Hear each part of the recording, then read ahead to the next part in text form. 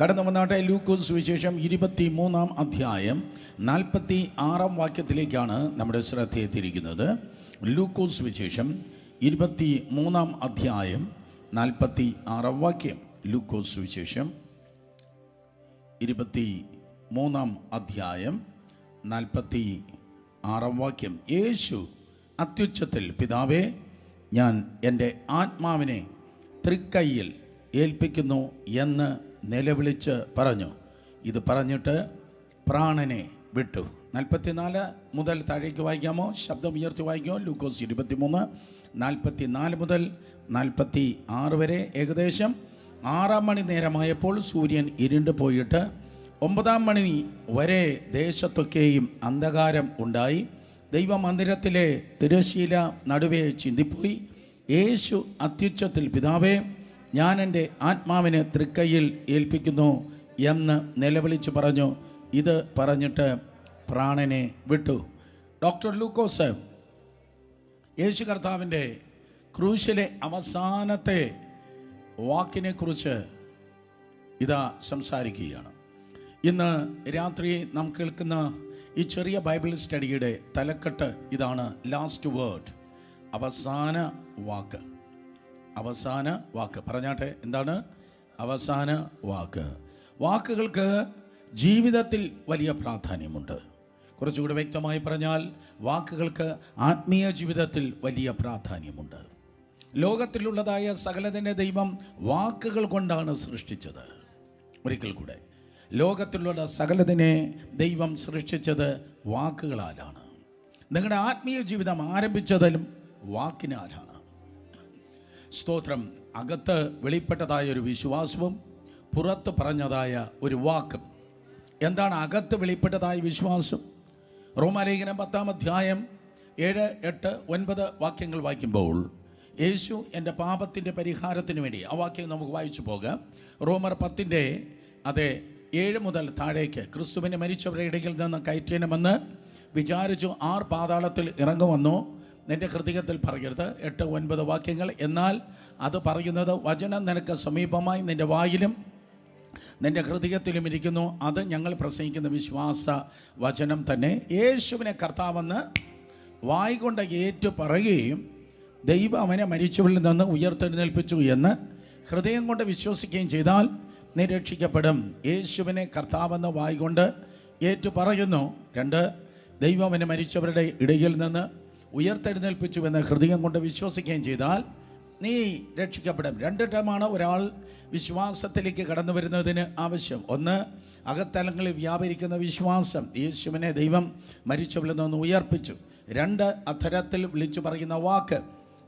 ഈ ഇടയ്ക്കിടയ്ക്ക് ചില പബ്ലിക് മീറ്റിങ്സിൽ ഞാൻ പ്രസംഗിക്കുന്ന ഒരു സബ്ജക്റ്റ് ഉണ്ട്, ക്രൂശിലെ 7 അത്ഭുതങ്ങൾ. അല്ലെ, 7ാമത്തെ അത്ഭുതം എന്ന് പറയുന്നത്, യേശുവിനെ ക്രൂശിപ്പാൻ നേതൃത്വം നൽകിയ ഒരു ശതാധിപനുണ്ടായിരുന്നു.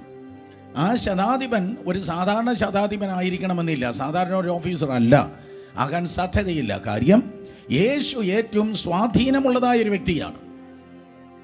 സ്വാധീനമുള്ള, നീറോസ് കൈസറിനേക്കാൾ അന്ന് ഫേമസ് ആയ ഒരു വ്യക്തിയാണ് യേശു. യേശു റോമിലൊന്നും പോയിട്ടില്ല.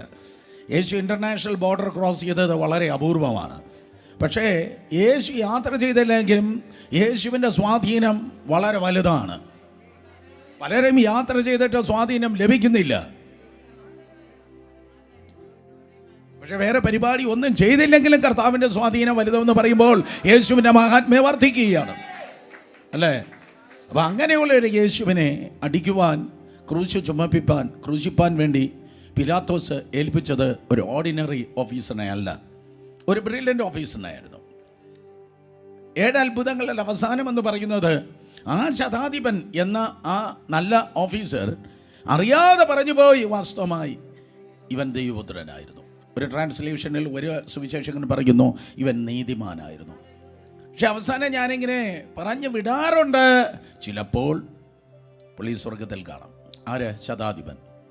ചിലപ്പോൾ എന്ന പദം വളരെ പ്രധാനമാണ്. എന്തുകൊണ്ട് ചിലപ്പോൾ എന്ന് വേഗിയത് പറഞ്ഞു? എന്തുകൊണ്ട് വേഗിയത് പറഞ്ഞു?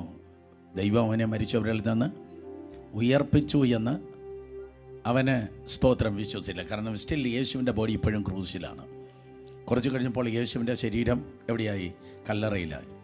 യേശു ഉയർത്തു എന്നുകൂടെ പുള്ളി പറഞ്ഞിരുന്നുവെങ്കിൽ അവന് വിശ്വാസഗണത്തില്ലെന്ന് നമുക്ക് തീർത്ത് പറയാൻ പറ്റും. മനസ്സിലാകുന്ന നിങ്ങൾക്ക്? സാധാരണ ഈ ഉള്ള കുറവുകൾ ആരും പറയത്തില്ല. ഞാനൊരു പാവമായതുകൊണ്ട് അങ്ങ് തന്നതാണ്. അപ്പോൾ വിശ്വാസ ജീവിതത്തിന് രണ്ട് കാര്യങ്ങളാണുള്ളത്. ഒന്ന് അകത്തലങ്ങളിൽ വ്യാപരിക്കുന്ന വിശ്വാസവും മറ്റൊന്ന് പുറത്ത് പറയുന്നതായ വാക്കുകളും. ഹൃദയം കൊണ്ട് വിശ്വസിച്ചു രക്ഷയ്ക്കായി വായുകൊണ്ട് ഏറ്റു പറയുന്നു. സ്തോത്രം. സോ അങ്ങനെയാണ് വിശ്വാസ ജീവിതം ആരംഭിച്ചത്. പ്രകൃതിയുടെ പ്രപഞ്ചത്തിൻ്റെ സൃഷ്ടി ആരംഭിച്ചതും ദൈവം പറഞ്ഞ വാക്ക് കൊണ്ടാണ്. എലോഹീം അരുളി ചെയ്ത വാക്കാണ്. നിങ്ങളുടെ ഭാവിയെ നിയന്ത്രിക്കുന്നത് വാക്കെന്ന് യാക്കോബ് 3 പറയുന്നു. ഒരു സ്തോത്രം കടിഞ്ഞാൻ കൊണ്ട് കുതിരയെ നിയന്ത്രിക്കുന്ന പോലെ, ഒരു ചുക്കാൻ കൊണ്ട് ഒരു കപ്പലിനെ നിയന്ത്രിക്കുന്ന പോലെ നിങ്ങളുടെ നാക്കാണ്, നിങ്ങളുടെ നാവാണ് നിങ്ങളുടെ ഭാവിയെ നിർണ്ണയിക്കുന്നത്. മനസ്സിലാക്കുന്നവർ ആമേൻ പറഞ്ഞാട്ടെ. മരണവും ജീവനും നാവിൻ്റെ അധികാരത്തിൽ ഇരിക്കുന്നു. എന്താണോ നിങ്ങൾ പറയുന്നത് അതാണ് നിങ്ങൾക്ക് ഭവിക്കുന്നത്. അതുകൊണ്ട് മനുഷ്യൻ പറയുന്ന ഏത് നിസ്സാര വാക്കിനും ദൈവത്തിൻ്റെ സന്നിധിയിൽ ന്യായവിധി ദിവസത്തിൽ കണക്ക് കൊടുക്കേണ്ടി വരും എന്ന് വേദപുസ്തകം പറയുന്നു. അപ്പോൾ നാവ് വളരെ കെയർഫുള്ളായി ഉപയോഗിക്കേണ്ടതായ ഒരു അവയവമാണ്. വാക്ക് വളരെ സ്തോത്രം കൃത്യമായി വളരെ സൂക്ഷിച്ച് ഉപയോഗിക്കേണ്ടതായ ഒരു അവയവം തന്നെയാണ്. വാക്കുകൾക്ക് വളരെ പ്രാധാന്യമുണ്ട്. യേശുവിൻ്റെ ഇഹലോക ജീവിതത്തിൻ്റെ അവസാനത്തെ ആ 7 സ്റ്റേറ്റ്മെൻറ്റ് വളരെ ഇമ്പോർട്ടൻ്റ് ആണ്. ക്രൂസിലെ 7 മൊഴികൾ വളരെ ഇമ്പോർട്ടൻ്റ് ആണ്. എത്ര കാലം ഒരാൾ ജീവിച്ചിരുന്നാലും അദ്ദേഹം മരിക്കുമ്പോൾ നമ്മൾ ചോദിക്കും അവസാനം അദ്ദേഹം എന്താണ് പറഞ്ഞത്. എത്ര വയസ്സുള്ളവരാകട്ടെ, 94 86 ആണോ, എത്ര വയസ്സ് വരെ ഒരാൾ ജീവിച്ചിരുന്നാലും അവസാനം മരിക്കുമ്പോൾ നമ്മൾ ചോദിക്കും ലാസ്റ്റ് വേർഡ്സ്, അവസാന വാക്ക് എന്തായിരുന്നു. ഇതുപോലെ സഭയെ സംബന്ധിച്ച് യേശു കർത്താവ് ക്രൂസിൽ പറഞ്ഞതായ 7 വാക്കുകൾക്ക് അല്ലെങ്കിൽ ക്രൂസിലെ 7 മൊഴികൾക്ക് 7 സെയിങ് അറ്റ് ദ ക്രോസ്, ക്രൂസിലെ 7 മൊഴികൾക്ക് വളരെ പ്രാധാന്യമുണ്ട്. പറഞ്ഞ് ഒത്തിരി പ്രാവശ്യം കേട്ടിട്ടുള്ളതാണ്. പറഞ്ഞ ഒന്നാമത്തെ എന്താണ്?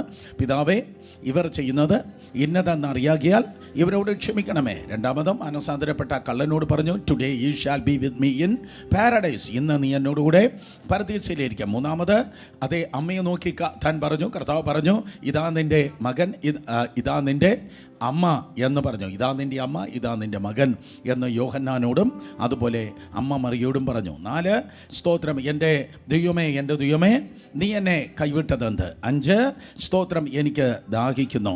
6 സകലതും നിവർത്തിയായി. 7ാമത്തതാണ് നമ്മൾ ഇന്ന് രാത്രി അത് ചിന്തിക്കുന്നത്. പിതാവേ, തൃക്കരങ്ങളിലേക്ക് എൻ്റെ ആത്മാവിനെ ഭരമേൽപ്പിക്കുന്നു. ഇതൊരു കംപ്ലീറ്റ് അല്ല. ഇത് കുഴിച്ചുകൊണ്ടിരിക്കുന്ന ഒരു കിണറെന്ന് ഞാൻ വീണ്ടും പറയട്ടെ. ഇതിൻ്റെ ആഴം കുറച്ചുകൂടെ ഇനിയും വർദ്ധിക്കാനായിട്ടുണ്ട്. ഒരിക്കൽ കൂടെ ഇത് കുഴിച്ചുകൊണ്ടിരിക്കുന്ന കിണറാണ്. ചില സമയത്ത് ഒരു മെസ്സേജസ് ദൈവം നിങ്ങൾക്ക് കംപ്ലീറ്റായി നൽകാറുണ്ട്. ചിലപ്പോൾ ചിലത് സ്തോത്രം അതേ ചില ആഴ്ചകളോ ചില മാസങ്ങളോ ഒക്കെ കാത്തിരുന്നാൽ മാത്രമേ അതിൻ്റെ പൂർണ്ണരൂപം നിങ്ങൾക്ക് കിട്ടത്തുള്ളൂ. ഒത്തിരി പ്രീച്ചേഴ്സ് ഉള്ളത് കൊണ്ടാണ് ഞാനത് നിങ്ങളുടെ അടുത്ത് പറഞ്ഞു തന്നത്.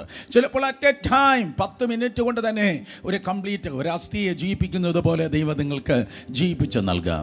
എന്നാൽ അതേ സമയത്ത് ചിലപ്പോൾ മാസങ്ങൾ നിങ്ങളുടെ ഹൃദയത്തിൽ കിടന്ന് അതേ ബുദ്ധിയിൽ നിങ്ങൾ ധ്യാനിച്ച് അല്ല ഹൃദയത്തിൽ തന്നെ ധ്യാനിച്ച് പഠിച്ച് റെഫർ ചെയ്ത് എടുക്കുന്ന ഒരു ദൂതാണ്. സോ ഇത് ആ കാറ്റഗറിയിൽ പെട്ടതായ ഒരു കാര്യമാണ്. കരങ്ങളെ ഉയർത്തി ഹല്ലേലൂയ പറഞ്ഞാണ്. സോ സ്തോത്രം പിതാവേ, തൃക്കരങ്ങളിലേക്ക് എൻ്റെ ആത്മാവിനെ ഭരമേൽപ്പിക്കുന്നു. 7 മൊഴികൾ യേശു കർത്താവ് ക്രൂശിന്മേൽ പറഞ്ഞു. അതിൽ 3 പ്രാർത്ഥനയാണ്. സ്തോത്രം 7 മൊഴികളിൽ 3 പ്രാർത്ഥനയാണ്. എന്തുകൊണ്ടാണ് 3 പ്രാർത്ഥന? യേശു കർത്താവിൻ്റെ ജീവിതം തന്നെ പ്രാർത്ഥനയാണ്. സ്നാനപ്പെട്ട ഉടനെ യോർദാൻ്റെ കരയിൽ പ്രാർത്ഥിച്ചു, മരുഭൂമിയിൽ പ്രാർത്ഥിച്ചു, രാത്രി മുഴുവൻ പ്രാർത്ഥിച്ചു, നന്നായി ഇരുട്ടുള്ളപ്പോൾ പോയി പ്രാർത്ഥിച്ചു, തനിയെ പ്രാർത്ഥിച്ചു, ശിഷ്യന്മാരുമായി പ്രാർത്ഥിച്ചു, തോട്ടത്തിൽ പ്രാർത്ഥിച്ചു, തീർന്നില്ല ക്രൂശിലും പ്രാർത്ഥിച്ചു. ഉയർത്തെഴുന്നേറ്റ ശേഷം അപ്പമെടുത്ത് വാഴ്ത്തി നുറുക്കി പ്രാർത്ഥിച്ചു. സ്തോത്രം. അതെ, he was a man of prayer. സ്തോത്രം. കർത്താവ് തൻ്റെ ജീവിതത്തിൽ അതേ സ്തോത്രം പ്രാർത്ഥനയുടെ മനുഷ്യനെന്ന് അവൻ തെളിയിക്കുകയുണ്ടായി, അല്ലെങ്കിൽ പ്രാർത്ഥനയുടെ വ്യക്തി എന്ന് തെളിയിക്കുകയുണ്ടായി. യേശു പ്രാർത്ഥനയുടെ വ്യക്തി എന്ന് തെളിയിച്ചെങ്കിൽ നിങ്ങളും വചനം അറിയാമെന്നുള്ള വ്യക്തി എന്നല്ല തെളിയിക്കേണ്ടത്. വചനം ജഡമായി തീർന്നവൻ പ്രാർത്ഥനയുടെ വ്യക്തി എന്ന് തെളിയിച്ചെങ്കിൽ, ഹലോ മനസ്സിലാക്കുന്നു, വചനം ജഡമായി തീർന്നവനാണ്. പക്ഷേ എന്നിട്ടും അവൻ പ്രാർത്ഥനയുടെ വ്യക്തി എന്ന് തെളിയിച്ചെങ്കിൽ നിങ്ങൾക്ക് എത്ര വചനമറിയാം എന്നല്ല നിങ്ങൾ തെളിയിക്കേണ്ടത്, നിങ്ങൾക്ക് എത്ര ടാലൻ്റ് ഉണ്ടെന്ന് എന്നല്ല നിങ്ങൾ തെളിയിക്കേണ്ടത്. നിങ്ങളെ സ്വർഗം ഈ ദിവസങ്ങൾ തിരിച്ചറിയട്ടെ നിങ്ങൾ പ്രാർത്ഥിക്കുന്ന വ്യക്തി എന്ന്. മനുഷ്യന്റെ മുമ്പിൽ എന്തൊക്കെയോ നമ്മൾ ചെയ്യുവാനും ശ്രദ്ധ പിടിച്ചു പറ്റുവാനും ഒക്കെ ശ്രമിക്കുന്നവരാണെങ്കിൽ അതെല്ലാം മാറ്റിവെച്ചിട്ട് ദൈവത്തിൻ്റെ ശ്രദ്ധ പിടിച്ചു പറ്റുവാൻ, മനസ്സിലാക്കുന്നു മക്കളെ? ആരുടെ ശ്രദ്ധ പിടിച്ചു പറ്റാൻ? പറ. ദൈവത്തിൻ്റെ ശ്രദ്ധ പിടിച്ചു പറ്റണമെങ്കിൽ ദൈവത്തിൻ്റെ സന്നിധിയിൽ പ്രാർത്ഥിക്കണം. ആമേൻ. മത്തായി 7:7 കർത്താവ് പറഞ്ഞു, രഹസ്യത്തിൽ കാണുന്ന എൻ്റെ പിതാവ് നിനക്ക് പ്രതിഫലം തരും. അപ്പോൾ പരസ്യത്തിൽ കാണിക്കുന്ന പ്രാർത്ഥന പരീശൻ്റെ പ്രാർത്ഥനയാണ്. ഒരിക്കൽ കൂടെ, പരസ്യത്തിൽ കാണിക്കുന്ന പ്രാർത്ഥന കാപട്യത്തിൻ്റെ കപടഭക്തൻ്റെ പ്രാർത്ഥനയാണ്. എന്നാൽ സ്തോത്രം, ഇന്ന് പരീശന്മാരാരും ഇവിടെ വന്നിട്ടില്ല, അതിനായി സ്തോത്രം. പകരം ദൈവ മക്കളാണ് വന്നിട്ടുള്ളത്. നിനക്കൊരു പിതാവുണ്ട്, അപ്പനോടാണ് നീ പ്രാർത്ഥിക്കുന്നത്. അതുകൊണ്ട് നീ പ്രാർത്ഥിക്കുമ്പോൾ നീയോ അറയിൽ കടന്ന് വാതിലടച്ച് എന്ന് പറഞ്ഞാൽ ഫോണെല്ലാം മാറ്റി വെച്ച്, സ്തോത്രം, ഫോണെല്ലാം ആ റൂമിന് പുറത്തേക്ക് വെച്ച്.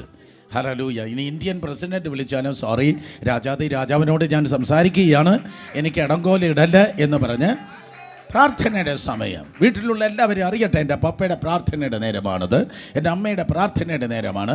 ഇനി വെടിവെച്ചാൽ പോലും പുള്ളി എണീക്കത്തില്ല, ബോംബ് വീണാൽ പോലും പുള്ളി എണീക്കത്തില്ല. കാരണം അത്ര ശ്രദ്ധാലുവായി, സ്തോത്രം, അതെ, ആരോട് സംസാരിക്കുകയാണ്? ദൈവസന്നിധിയിൽ ദൈവത്തോട് സംസാരിക്കുകയാണ്. സോ അതാണ് പ്രാർത്ഥനയുടെ പ്രാധാന്യം. നിങ്ങൾ എത്രത്തോളം ദൈവത്തിന് നിങ്ങൾക്ക് പ്രാധാന്യം നൽകുന്നു എന്ന പല കാര്യങ്ങളല്ല, അപൂർവം ചില കാര്യങ്ങൾ ഒന്നാണ് നിങ്ങൾ എത്രത്തോളം പ്രാർത്ഥനയ്ക്ക് പ്രാധാന്യം നൽകുന്നു എന്നുള്ളത്. ആരും സ്തോത്രം പറയാത്തതുകൊണ്ട് ഒരിക്കൽ കൂടെ ഞാൻ ആവർത്തിച്ച് പറയാം, നിങ്ങളുടെ ജീവിതത്തിൽ നിങ്ങൾ ദൈവത്തിന് എത്രത്തോളം പ്രാധാന്യം നൽകുന്നു എന്നതിൻ്റെ ഉത്തമ ദൃഷ്ടാന്തമാണ് നിങ്ങൾക്ക് പ്രാർത്ഥനയ്ക്ക് എത്രത്തോളം പ്രാധാന്യം നൽകുന്നു എന്നുള്ളത്.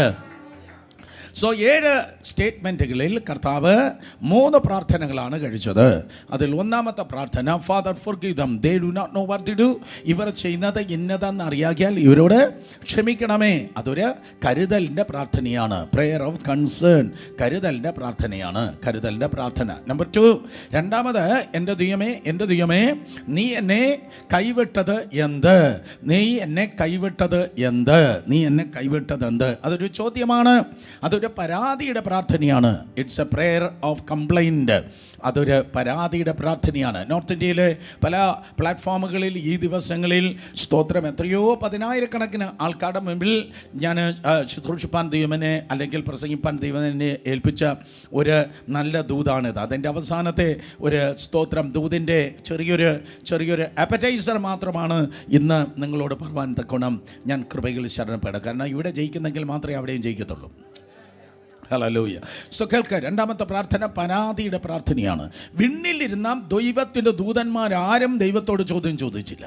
ഗബ്രിയേലോ മിഖായേലോ ആരും ദൈവത്തോട് ചോദ്യം ചോദിച്ചില്ല. എന്തുകൊണ്ട് എനിക്കിങ്ങനെ വന്നു എന്ന് ദൂതന്മാരാരും ചോദിക്കേണ്ടി വന്നില്ല. വിണ്ണിലിരുന്ന ദൂതന്മാർ ചോദ്യം ചോദിക്കേണ്ട ആവശ്യമില്ല. കാരണം already they are in the presence of God. ദൈവത്തിൻ്റെ സന്നിധിയിൽ ചോദ്യങ്ങളില്ല, ദൈവത്തിൻ്റെ സന്നിധിയിൽ ഉത്തരം മാത്രമേ ഉള്ളൂ. Already they are in the presence of God. പക്ഷെ മണ്ണിൽ നമ്മളായിരിക്കുമ്പോൾ നമുക്ക് ചോദ്യങ്ങളുണ്ട്.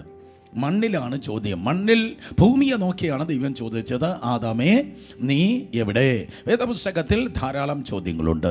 സോ വിണ്ണിലിരുന്ന ദൈവത്തിൻ്റെ പുത്രൻ മണ്ണിലിറങ്ങി നടന്നപ്പോൾ അവൻ പോലും ചോദിക്കേണ്ടി വന്നു, എൻ്റെ ദൈവമേ നീ എന്നെ കൈവിട്ടത് എന്ത്? അപ്പോൾ ദൈവത്തോടുള്ള സമത്വം മുറുകെ പിടിച്ചുകൊള്ളാതെ യേശു കർത്താവ് ദൈവത്തോടുള്ള സമത്വം മുറുകെ പിടിച്ചുകൊണ്ട് ദാസനാകാതെ വേഷത്തിൽ മനുഷ്യനാകാതെ യേശു ദൈവസന്നിധിയിൽ ഇരുന്നെങ്കിൽ ഈ ചോദ്യം ചോദിക്കേണ്ടി വരത്തില്ലായിരുന്നു. മനസ്സിലായോ? ഒരിക്കൽ കൂടെ ഞാൻ പറയാം, ദൈവത്തോടുള്ള സമത്വം മുറുകെ പിടിച്ചുകൊണ്ട് വേഷത്തിൽ മനുഷ്യനാകാതെ ദാസനാകാതെ ക്രൂശിൽ മരണത്തോളം തന്നെത്താൻ താഴ്ത്താതെ അവൻ സ്വർഗത്തിൽ തന്നെ ഇരുന്നെങ്കിൽ ഈ ചോദ്യം, എൻ്റെ ദൈവമേ നീ എന്നെ പറ എന്നെ കൈവിട്ടതെന്തെന്ന് ചോദ്യം ചോദിക്കേണ്ട ആവശ്യമല്ല. പക്ഷേ ദൈവത്തോടുള്ള സമത്വം മുറുകെ പിടിച്ചു കൊള്ളണമെന്ന് വിചാരിക്കാതെ ആ ഇക്വാലിറ്റിയെ വിട്ട് എംപ്റ്റീഡ് ഹിംസെൽഫ്, തന്നെത്താൻ ഒഴിച്ച് വേഷത്തിൽ മനുഷ്യനായി ഈ ലോകത്തിൽ വന്ന് ഈ മണ്ണിൽ നടന്നപ്പോൾ വിണ്ണിലേക്ക് നോക്കി അവൻ ചോദിക്കേണ്ടി വന്നു, എന്തുകൊണ്ട് നീ എന്നെ കൈവിട്ടു? സോ മണ്ണിൽ ചോദ്യങ്ങളുണ്ട്, വിണ്ണിൽ ഉത്തരങ്ങളുമുണ്ട്. ഒരിക്കൽ കൂടെ, മണ്ണിൽ ചോദ്യങ്ങളുണ്ട്, വിണ്ണിൽ ഉത്തരങ്ങളുണ്ട്. നിങ്ങൾക്ക് മനസ്സിലാകുന്നോ? നിങ്ങൾ എൻജോയ് ചെയ്യുന്നോ? അങ്ങനെയാണെങ്കിൽ ഇടയ്ക്കിടയ്ക്ക് തല കുലിക്കുകയും സ്തോത്രം പറയുകയും ഒക്കെ ചെയ്താൽ എനിക്ക് മനസ്സിലാകും നിങ്ങൾ ഈ ക്യാമറയുടെ ആത്മാവല്ല നിങ്ങളിൽ വ്യാപരിക്കുന്നത്, നിങ്ങൾ വ്യാപരിക്കുന്ന പരിശുദ്ധാത്മാവാണ്. ഹല്ലേലൂയ. 2 കരങ്ങൾ ഉയർത്തി ഹല്ലേലൂയ പറഞ്ഞേ. സ്തോത്രം. അതുകൊണ്ട് അതെ, രണ്ടാമത്തെ പ്രാർത്ഥന പ്രെയർ ഓഫ് കംപ്ലൈൻറ്റ്, പരാതിയുടെ പ്രാർത്ഥനയാണ്. 1 അതെ കരുതലിൻ്റെ പ്രാർത്ഥനയാണ്, 2 പരാതിയുടെ പ്രാർത്ഥന. മൂന്നാമത്തെ ഈ പ്രാർത്ഥന എന്ന് പറയുന്നത് ഒരു സമർപ്പണത്തിൻ്റെ പ്രാർത്ഥനയാണ്. ആ പദം വീണ്ടും വീണ്ടും ഞാൻ പറയും. അതൊരു സമർപ്പണത്തിൻ്റെ പ്രാർത്ഥനയാണ്, അതൊരു കമ്മിറ്റ്മെൻറ്റ് അല്ലെങ്കിൽ കമ്മിറ്റൽ. അത് it's A prayer of committal എന്ന് എഴുതിക്കോ, അല്ലെങ്കിൽ സ്തോത്രം അത് ഇംഗ്ലീഷിൽ എഴുതുന്നവർ പ്രെയർ ഓഫ് കമ്മിറ്റൽ. ഒരു സമർപ്പണത്തിൻ്റെ പ്രാർത്ഥനയാണ്. സമർപ്പണം അല്ലെങ്കിൽ സബ്മിഷൻ. സ്തോത്രം. അതെ, കീഴടങ്ങൽ. സമർപ്പണം, സബ്മിഷൻ, കീഴടങ്ങൽ. ഹല്ലേലൂയ. സഹോദരി സഹോദരന്മാരെ, ക്രിസ്തീയ ജീവിതത്തിൻ്റെ കാതലായ സത്യമാണ് ദൈവത്തിൻ്റെ മുൻപിൽ കീഴടങ്ങി ജീവിക്കുക എന്നുള്ളത്. അതൊരിക്കലും മറക്കല്ല്. ദൈവത്തിൻ്റെ മുൻപിൽ നിങ്ങൾ കീഴടങ്ങാതെ നിങ്ങൾക്കൊരിക്കലും ലോകത്തിൻ്റെ മുൻപിൽ ജയിച്ച് ജീവിക്കാൻ കഴിയത്തില്ല. ദൈവത്തിൻ്റെ മുൻപിൽ കീഴടങ്ങി ജീവിക്കുന്നവന് മാത്രമേ ലോകത്തിൻ്റെ മുൻപിൽ ദൈവകൃപയാൽ തല ഉയർത്തി ജയത്തോടെ ജീവിക്കാൻ കഴിയത്തുള്ളൂ. ഹല്ലേലൂയ.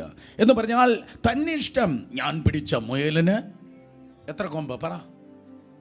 ഞാൻ പിടിച്ച ഇവിടെ നിങ്ങൾ മുയലും കണ്ടിട്ടില്ല, കൊമ്പും കണ്ടിട്ടില്ല. ഒരിക്കൽ കൂടെ, ഞാൻ പിടിച്ച മുയലിന് 3 കൊമ്പ് എന്ന പോലെ ഇരുന്നാൽ നോവേ, നിങ്ങൾക്ക് ഒരിക്കലും ദൈവമക്കളാകാൻ അവകാശമില്ല. നിങ്ങൾ വേദപുസ്തകം എടുത്തിട്ട് കാര്യമില്ല. നിങ്ങളുടെ ക്രിസ്തീയ ജീവിതത്തിൻ്റെ ജയം ആരംഭിക്കുന്നത് ദൈവത്തിൻ്റെ മുൻപിൽ കീഴടങ്ങുന്നതോടെയാണ്.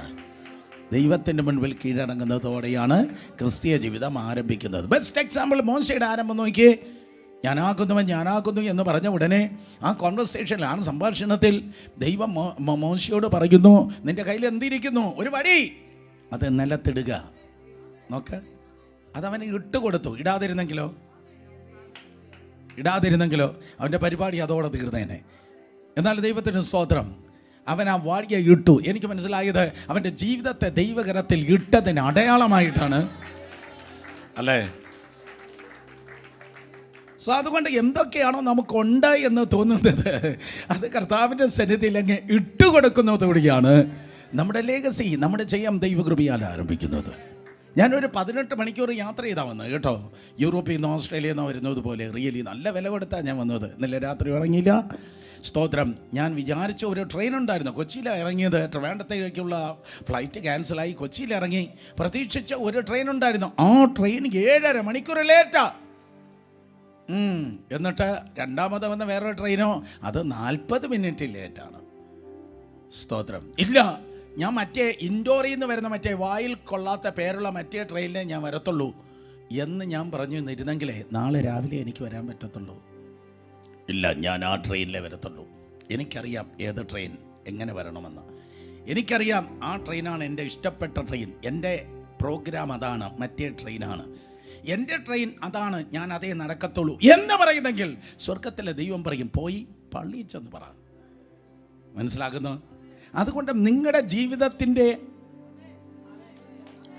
എൻ്റെ ജീവിതത്തിൻ്റെ തീരുമാനമൊന്നും നമ്മളല്ല.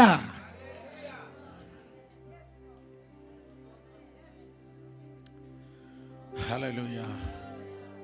അല്ല, അത് തലേന്ന് ഹൃദയത്തോയ്ക്ക് ഇങ്ങനെ ഉരുകി ഇറങ്ങട്ടെ, ഞാൻ വെയിറ്റ് ചെയ്യുക. നമ്മുടെ ജീവിതത്തിൻ്റെ നിർണയങ്ങളും തീരുമാനങ്ങളൊന്നും നമ്മളല്ല എടുക്കേണ്ടത്. ലൈഫിൽ ജയിക്കണമെന്ന് ആഗ്രഹിക്കുന്നെങ്കിൽ, ജീവിതം അനുഗ്രഹിക്കപ്പെടണമെന്ന് ആഗ്രഹിക്കുന്നെങ്കിൽ, ജീവിതം ദൈവകൃപയിൽ തഴയ്ക്കണമെന്ന് ആഗ്രഹിക്കണമെങ്കിൽ, നാളെ തോൽക്കാതിരിക്കണമെന്ന് ആഗ്രഹിക്കുന്നെങ്കിൽ, ഒരു ടോട്ടൽ സബ്മിഷനിൽ നമ്മൾ ജീവിക്കുമ്പോൾ മാത്രമാണ് ദൈവത്തിൻ്റെ ജയത്തിൻ്റെ കൊടി നമുക്കായി ദൈവകൃപയാൽ ഉയർത്തപ്പെടുന്നത്. യേശു കർത്താവിൻ്റെ സബ്മിഷൻ നോക്കുമ്പോൾ, യേശു കർത്താവിൻ്റെ കീഴടങ്ങൽ നോക്കുമ്പോൾ, even though he was the son of the living God, ജീവനുള്ള ദൈവത്തിൻ്റെ പുത്രനായ ക്രിസ്തുവ. ഒറ്റ വാക്ക് പറഞ്ഞാൽ 12-ലധികം ലഗ്യോൻ ദൂതന്മാർ ഇറങ്ങി നിന്ന് അവന് വേണ്ടി ഫൈറ്റ് ചെയ്യും. എന്ന് പറഞ്ഞാൽ അന്ന് ഭൂമിയിൽ ഉണ്ടായിരുന്നതായ സകല രാജാക്കന്മാരെയും നിഗ്രഹിച്ച് സകല മനുഷ്യരെയും കൊന്ന് യേശുവിന് സിംഹാസനം എടുക്കുക. എന്നാൽ യേശു വന്നത് സിംഹാസനത്തിനും ഭദ്രാസനത്തിനും അല്ല. യേശു വന്നത് ആത്മാക്കൾക്ക് വേണ്ടിയാണ്. യേശു വന്നത് നമുക്ക് വേണ്ടിയാണ്.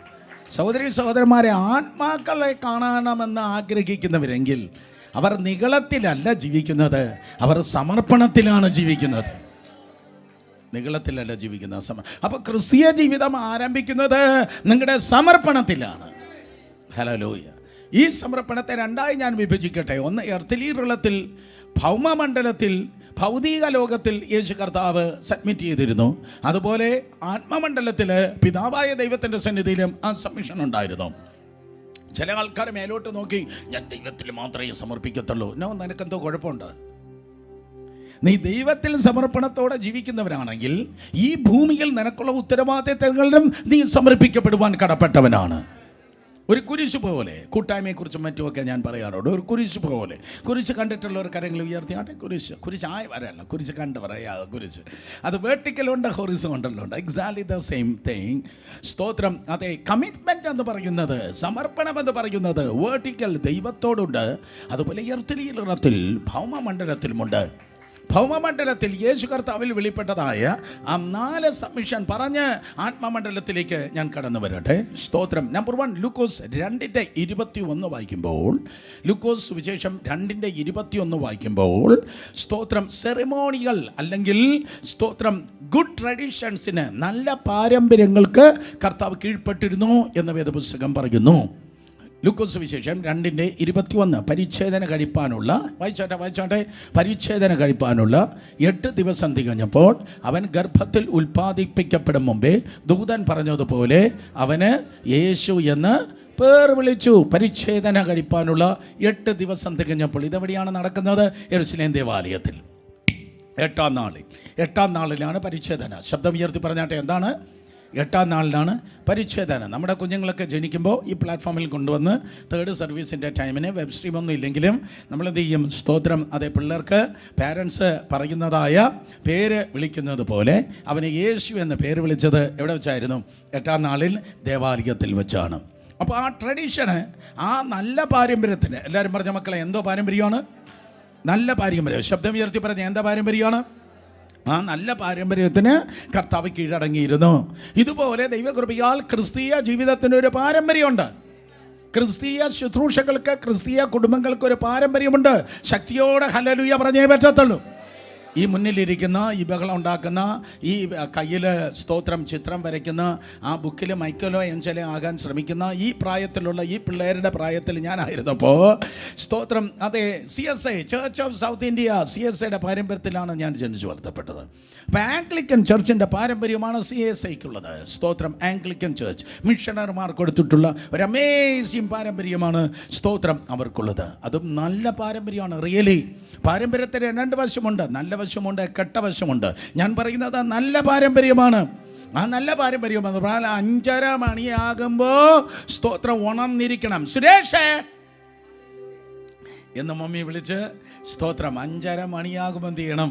ഉണർന്ന് കുടുംബ പ്രാർത്ഥനയ്ക്ക് എഴുന്നേറ്റിരിക്കണം. ഇല്ലെങ്കിൽ എന്ത് ചെയ്യും? ബോംബ്, മിസൈൽ എന്ന വേഗതയിൽ പല സാധനങ്ങൾ ജീവിതത്തിൽ അല്ല ശരീരത്തിൽ വന്ന് വീഴാൻ ചാൻസ് ഉണ്ട്. സ്തോത്രം മക്കളെ. അപ്പോൾ രാവിലെ 5:30 മണിയാകുമ്പോൾ എന്തോട്ട്? കുടുംബ പ്രാർത്ഥനയുണ്ട്.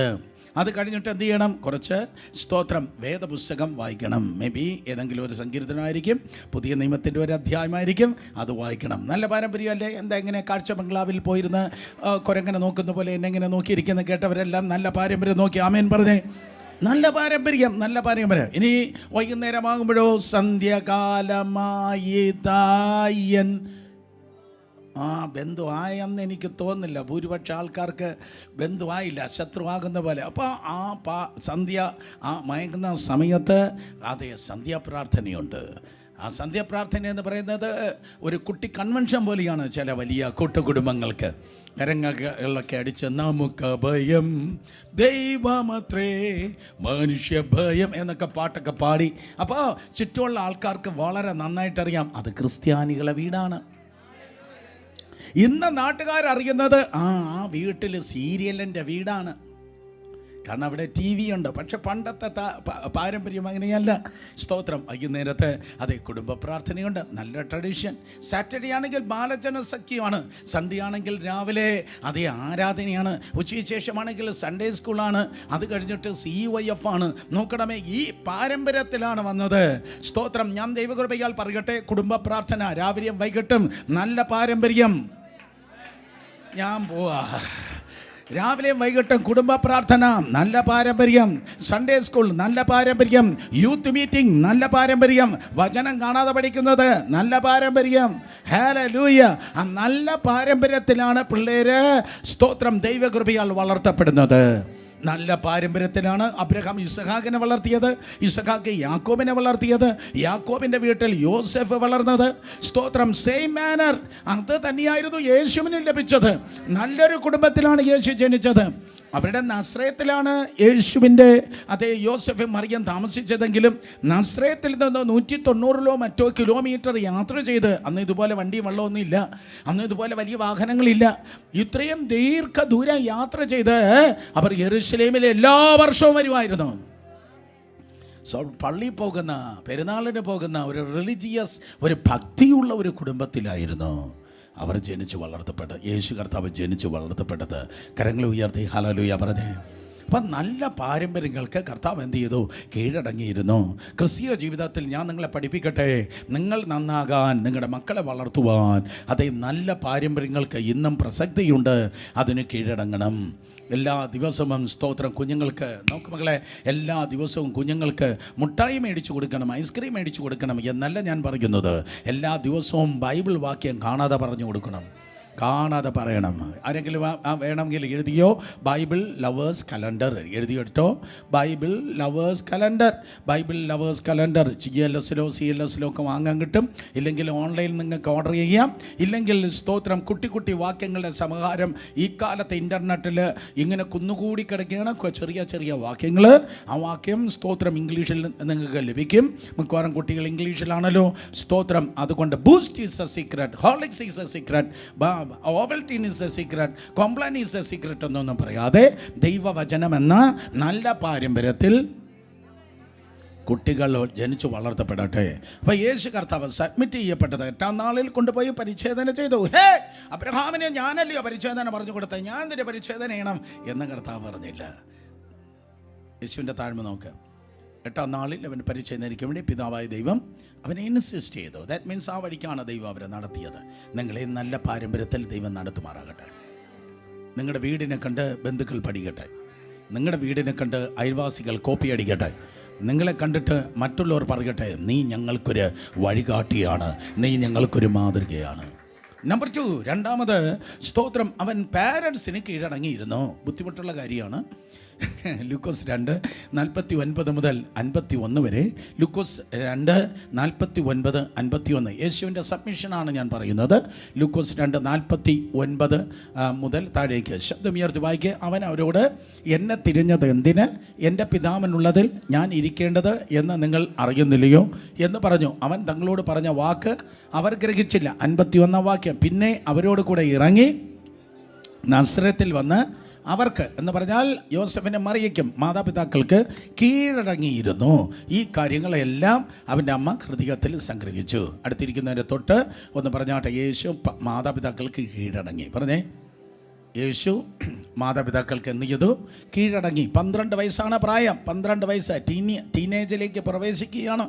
സ്തോത്രം. ടീനേജിലേക്ക് പ്രവേശിക്കുന്ന അതേ 12 വയസ്സായപ്പോൾ കർത്താവ് എന്ത് ചെയ്തു?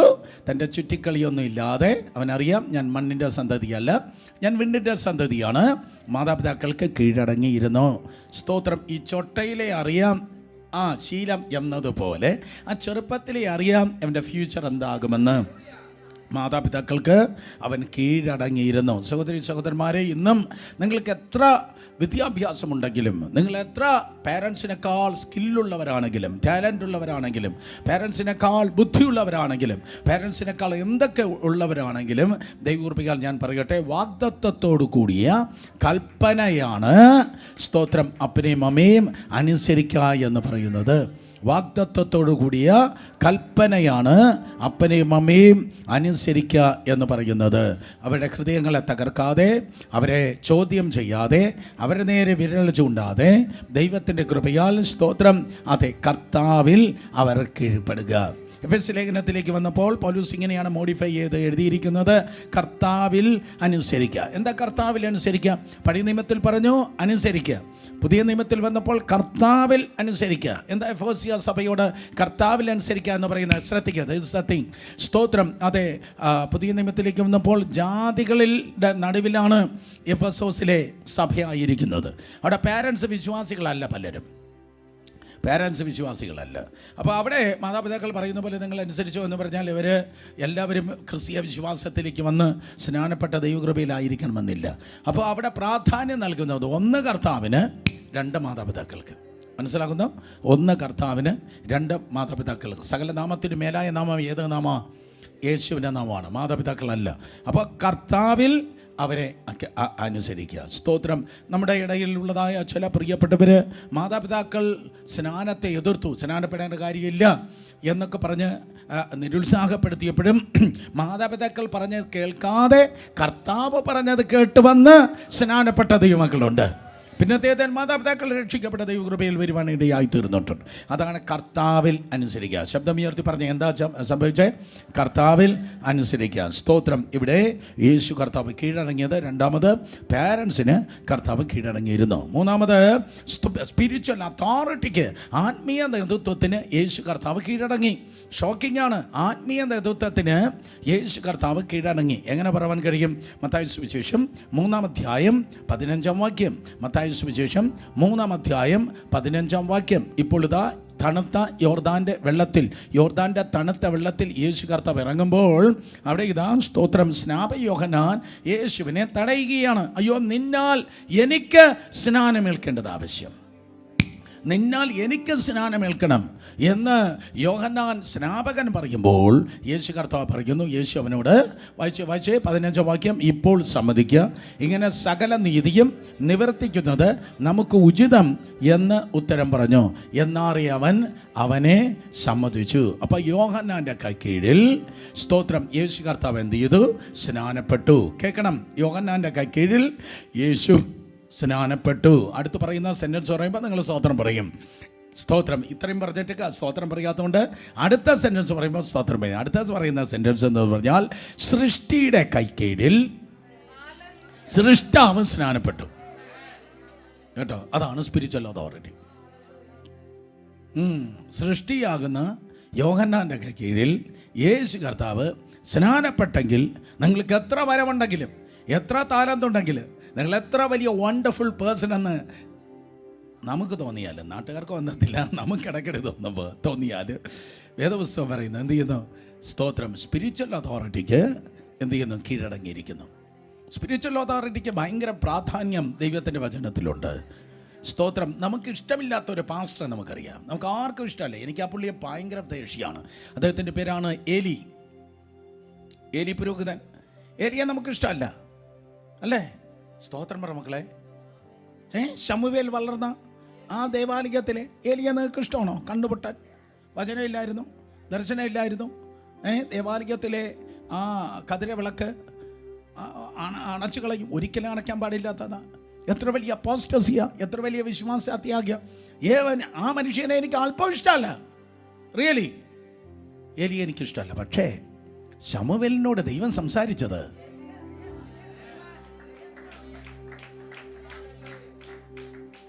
ശമൂവേലിനോട് ദൈവം സംസാരിച്ച തത്തയുടെയോ കുയിലിൻ്റെയോ ശബ്ദത്തിലല്ല. ദൈവം സ്തോത്രം രാത്രിയിൽ ശമൂവേലിനോട് സംസാരിച്ചത് ഏലിയുടെ ശബ്ദത്തിലാണ്. ആരും എന്നെ തുറച്ചു നോക്കി, അത് മനസ്സിലായല്ലോ ബ്രദറെ. അതുകൊണ്ടാണ് രാത്രിയിൽ ചെറുക്കൻ എഴുന്നേറ്റ് ഏലിയുടെ അടുക്കളയ്ക്ക് ചെന്ന് ചോദിച്ചത്, നീ എന്നെ വിളിച്ചോ? ഏലിയുടെ ശബ്ദത്തിൽ ദൈവം സംസാരിച്ചത് കൊണ്ടാണ് ചെറുക്കൻ ചോദിച്ചത്, നീ എന്നെ വിളിച്ചോ? ഞാൻ നിങ്ങളെ നോക്കി പറയട്ടെ, ക്രൈസ്റ്റ് സെൻ്ററിനെ നോക്കിയല്ല, വെബ് സ്ട്രീമിൽ ഒത്തിരി പേരുണ്ടല്ലോ. ഞാൻ പറയട്ടെ, സ്തോത്രം. ദൈവകൃപയാൽ ഇവിടെ എല്ലാവരും വളരെ അനുസരണത്തിലാണ്. റിയലി ഞാൻ കളിയാക്കിയല്ല പറയുന്നത്. I M so so so so happy, so GLAAD. നിങ്ങളെ എനിക്ക് കിട്ടിയത് എനിക്ക് ഒരു അനുഗ്രഹമാണ്. എന്നെ കിട്ടിയത് നിങ്ങൾക്ക് അനുഗ്രഹമല്ലേ മക്കളെ?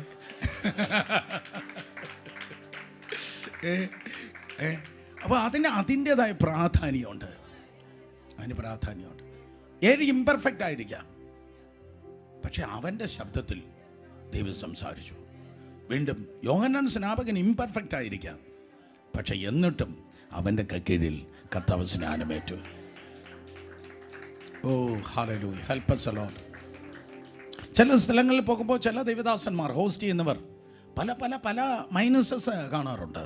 അയ്യോ ഇങ്ങനെയല്ലല്ലോ നമ്മൾ ചെയ്യുന്നത്, എങ്ങനെയല്ലല്ലോ ചെയ്യേണ്ടത് എന്നൊക്കെ തോന്നിയാലും ആ ഇംപെർഫെക്ഷൻ്റെ നടുവിൽ പെർഫെക്റ്റായ ദൈവകൃപയെ വെളിപ്പെടുത്തുവാൻ ദൈവം ഉപയോഗിക്കുന്നത് ഞാൻ കണ്ടിട്ടുണ്ട്, അനുഭവിച്ചിട്ടുണ്ട്.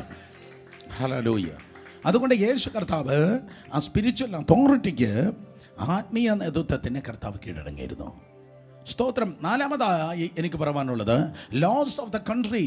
രാജ്യത്തിന് നിയമത്തിന് കർത്താവ് കീഴടങ്ങിയിരുന്നു.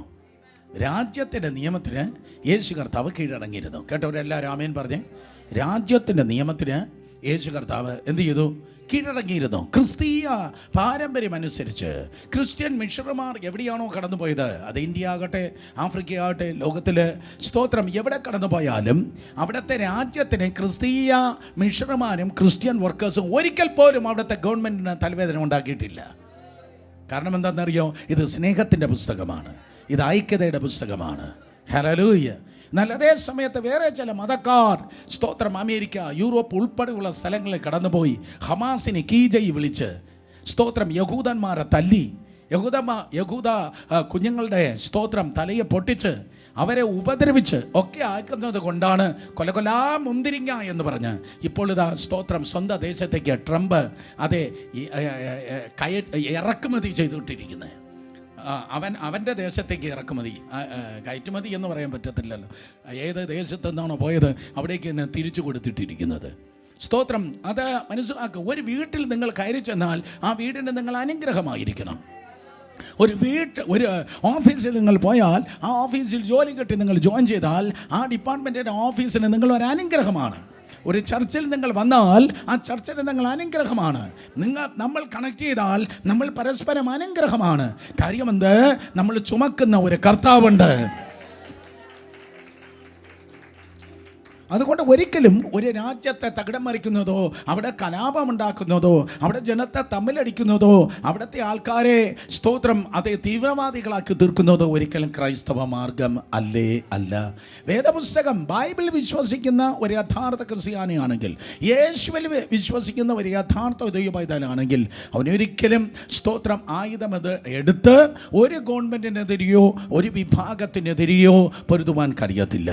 കാരണം കർത്താവ് പഠിപ്പിച്ചതായി ബേസിക് ആയിട്ടുള്ള അടിസ്ഥാനപരമായിട്ടുള്ള കാര്യം എന്താണ്? ഒരു ചകിട അടിച്ചാൽ മറ്റേ ചകിട കാണിച്ചു കൊടുക്കുക. കേട്ടവരെല്ലാവരും ആമേൻ പറഞ്ഞ്. അതുകൊണ്ട് രാജ്യത്തിൻ്റെ നിയമങ്ങൾക്ക് കീഴടങ്ങണം എന്നുള്ളത് ദൈവവചനത്തിൽ യേശു കർത്താവ് കാണിച്ച മാതൃകയാണ്. മത്തായി സുവിശേഷം 17-ാം അധ്യായം 24 മുതൽ 27 വരെയുള്ള വാക്യങ്ങളിൽ നിങ്ങൾക്കത് കാണുവാൻ കഴിയും. മത്തായി സുവിശേഷം 17-ാം അധ്യായം 24 മുതൽ വായിച്ചാട്ടെ. അവർ കഫർനഹൂമിൽ എത്തിയാറെ പണം വാങ്ങുന്നവർ പത്രോസിൻ്റെ അടുക്കൽ വന്ന് നിങ്ങളുടെ ഗുരു ദ്രിബ്ദമ്മ പണം കൊടുക്കുന്നില്ലയോ എന്ന് ചോദിച്ചതിന് ഉവ്വ് എന്ന് അവൻ പറഞ്ഞു. അവൻ വീട്ടിൽ വന്നപ്പോൾ യേശു അവനോട്, ശിമോനേ, നിനക്കെന്ത് തോന്നുന്നു? ഭൂമിയിലെ രാജാക്കന്മാർ ചുങ്കമോ കരമോ ആരോട് വാങ്ങുന്നു? പുത്രന്മാരോടോ അന്യന്മാരോടോ എന്ന് മുന്നിട്ട് ചോദിച്ചതിന് അന്യരോട് എന്ന് അവൻ പറഞ്ഞു. യേശു അവനോട്, എന്നാൽ പുത്രന്മാർ ഒഴിവുള്ളവരല്ലയോ? എങ്കിലും നാം അവർക്ക് ഇടർച്ച വരുത്താതിരിക്കേണ്ടതിന് നീ കടലിലേക്ക് ചെന്ന് ചൂണ്ടലിട്ട് ആദ്യം കാണുന്ന മീനിനെ എടുക്കുക. അതിൻ്റെ വായ് തുറക്കുമ്പോൾ ഒരു ചതുദ്രഹ്മ പണം കാണും.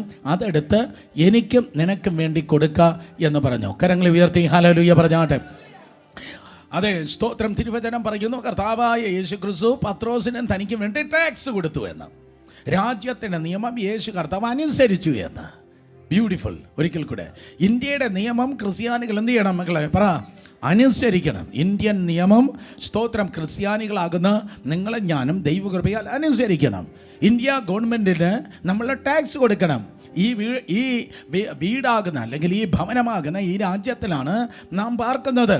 അമേരിക്കയിൽ 30% ടാക്സാണ്. അത്രയൊന്നും ടാക്സ് നമുക്കിവിടെ ഇല്ലല്ലോ. അതിനായി സ്തോത്രം. അപ്പോൾ നോക്കണമേ, അപ്പോൾ ടാക്സ് കൊടുക്കണം. ടാക്സ് വെട്ടിക്കുന്നവനല്ല ക്രിസ്ത്യാനി, ടാക്സ് കൊടുക്കുന്നവനാണ് ക്രിസ്ത്യാനി. ഞാനൊക്കെ കൃത്യമായി ടാക്സ് കൊടുത്ത് ജീവിക്കുന്നവരാണ് വർഷങ്ങളായിട്ട്. കേട്ടവരെല്ലാവരും ആമേൻ പറഞ്ഞാണ്ട്. കാരണം സ്തോത്രം, ജീവിതമെന്ന് പറയുന്നത് പ്രസംഗത്തെക്കാൾ ഉത്തമമായ മാതൃകയാണ്. അപ്പോൾ യേശു കർത്താവ് ടാക്സ് കൊടുത്തു. അവിടെ അതെ, പത്രോസിനും യേശുവിന് വേണ്ടി മാത്രമാണ് ടാക്സ് കൊടുത്തത് എന്നാണ് ഈ വാക്യത്തിൽ 27-ാം വാക്യത്തിൽ നമുക്ക് കാണുവാൻ തക്കണം കഴിയുന്നത്. എനിക്കും നിനക്കും വേണ്ടി കൊടുക്കുക എന്നാണ് ലാസ്റ്റ് ലൈനിൽ നമ്മൾ വായിക്കുന്നത്. എനിക്കും നിനക്കും. കർത്താവ് പറയുകയാണ്, പത്രോസ് എനിക്കും നിനക്കും വേണ്ടി. അതിൻ്റെ അർത്ഥം എന്താണ്? സ്തോത്രം മനസ്സിലാക്കണം. 30 വയസ്സിന് മുകളിൽ പ്രായമുള്ളവർക്കായിരുന്നു അന്ന് ടാക്സ് കൊടുക്കേണ്ടത്. ആ 13 പേരിൽ 12 ശിഷ്യന്മാരും കർത്താവും, ആ 13 പേരിൽ 30 വയസ്സിന് മുകളിൽ പ്രായമുള്ളത് യേശു കർത്താവും പത്രോസും മാത്രമേ ഉള്ളൂ. ഏറ്റവും മൂത്തവൻ 12 ശിഷ്യന്മാരിൽ ഏറ്റവും മൂത്തവൻ പത്രോസാണ്. അപ്പം നിങ്ങൾ പറ, ഏറ്റവും ഇളയവനാരായിരുന്നു? യോഹന്നാനായിരുന്നു. സ്തോത്രം. പത്രോസ് അതെ യേശു കർത്താവുമായി കൂട്ടിമുട്ടുമ്പോൾ അല്ലെങ്കിൽ കണ്ടുമുട്ടുമ്പോൾ ഓവർ 30 ആയിരുന്നു, നിശ്ചയം ഓവർ 30 ആയിരുന്നു. പക്ഷേ യോഹന്നാൻ കണ്ടുമുട്ടുമ്പോൾ ഞാൻ നിങ്ങളടുത്ത് പറഞ്ഞിരുന്നു 17 വയസ്സായിരുന്നു യോഹന്നാൻ. ബ്യൂട്ടിഫുൾ. ഹല്ലേലൂയ. ലോകത്തിൻ്റെ കറകൾ മാലിന്യം പുരളുന്നതിന് മുൻപേ കർത്താവിനെ കണ്ടുമുട്ടുവാൻ, കർത്താവിനെ കമാൻ കരങ്ങളെ അടിച്ച് വിശ്വസിക്കുന്ന ഒരു ദൈവത്തെ സ്തുതിച്ച്. ഹല്ലേലൂയ. സ്വരാജ്യത്തിൻ്റെ നിയമത്തിന് കർത്താവ് കീഴടങ്ങിയിരുന്നു. സ്തോത്രം. അത് കീഴടങ്ങുക എന്ന് പറയുന്നത് അല്ലെങ്കിൽ സമർപ്പണം എന്ന് പറയുന്നത് അതൊരു സൗന്ദര്യമാണ്. എഴുതിയെടുത്താട്ടെ. സമർപ്പണം എന്ന് പറയുന്നത് ദൈവത്തിന് മുൻപിൽ ഒരു സൗന്ദര്യമാണ്. സമർപ്പണം എന്ന് പറയുന്നത് ഒരു സൗന്ദര്യമാണ്. ഹല്ലേലൂയ. Best example Esther. അനുസരണക്കേടെന്ന് പറയുന്നത് അഭംഗിയാണ്. എഴുതിയെടുത്താട്ടെ. അനുസരണക്കേടെന്ന് പറയുന്നത് എന്താണ്? അഭംഗിയാണ്. Best example Vashti. Best example Vashti. Hallelujah. രാജാവ് അവളുടെ സൗന്ദര്യത്തെ ആഗ്രഹിച്ചില്ല. സ്തോത്രം. വസ്തി ആ സ്ഥാനത്ത് നിന്ന് പുറത്തായി. കാര്യം എന്താണ്? അവൾ അനുസരിച്ചില്ല. ഹല്ലേലൂയ. എന്നാൽ അനുസരിക്കുന്നത് യാഗത്തെക്കാളും, ബാക്കി പറഞ്ഞേ, ശ്രദ്ധിക്കുന്നത് മുട്ടാടുകളെ മേധസ്സിനേക്കാളും നല്ലത്. സ്തോത്രം. 45-ാം സങ്കീർത്തനം വീണ്ടും ആ ടൈമിൽ പറയുന്നു, അല്ലയോ കുമാരി, കേൾക്ക, നോക്ക, ചെവി തരിക, നിന്റെ സ്വജനത്തെയും നിന്റെ പിതൃഭവനത്തെയും മറക്ക. എത്ര സഹോദരിമാർ ആരോഗ്യത്തോടെ വാക്യം പറഞ്ഞെന്ന് എനിക്ക് സംശയമുണ്ട്.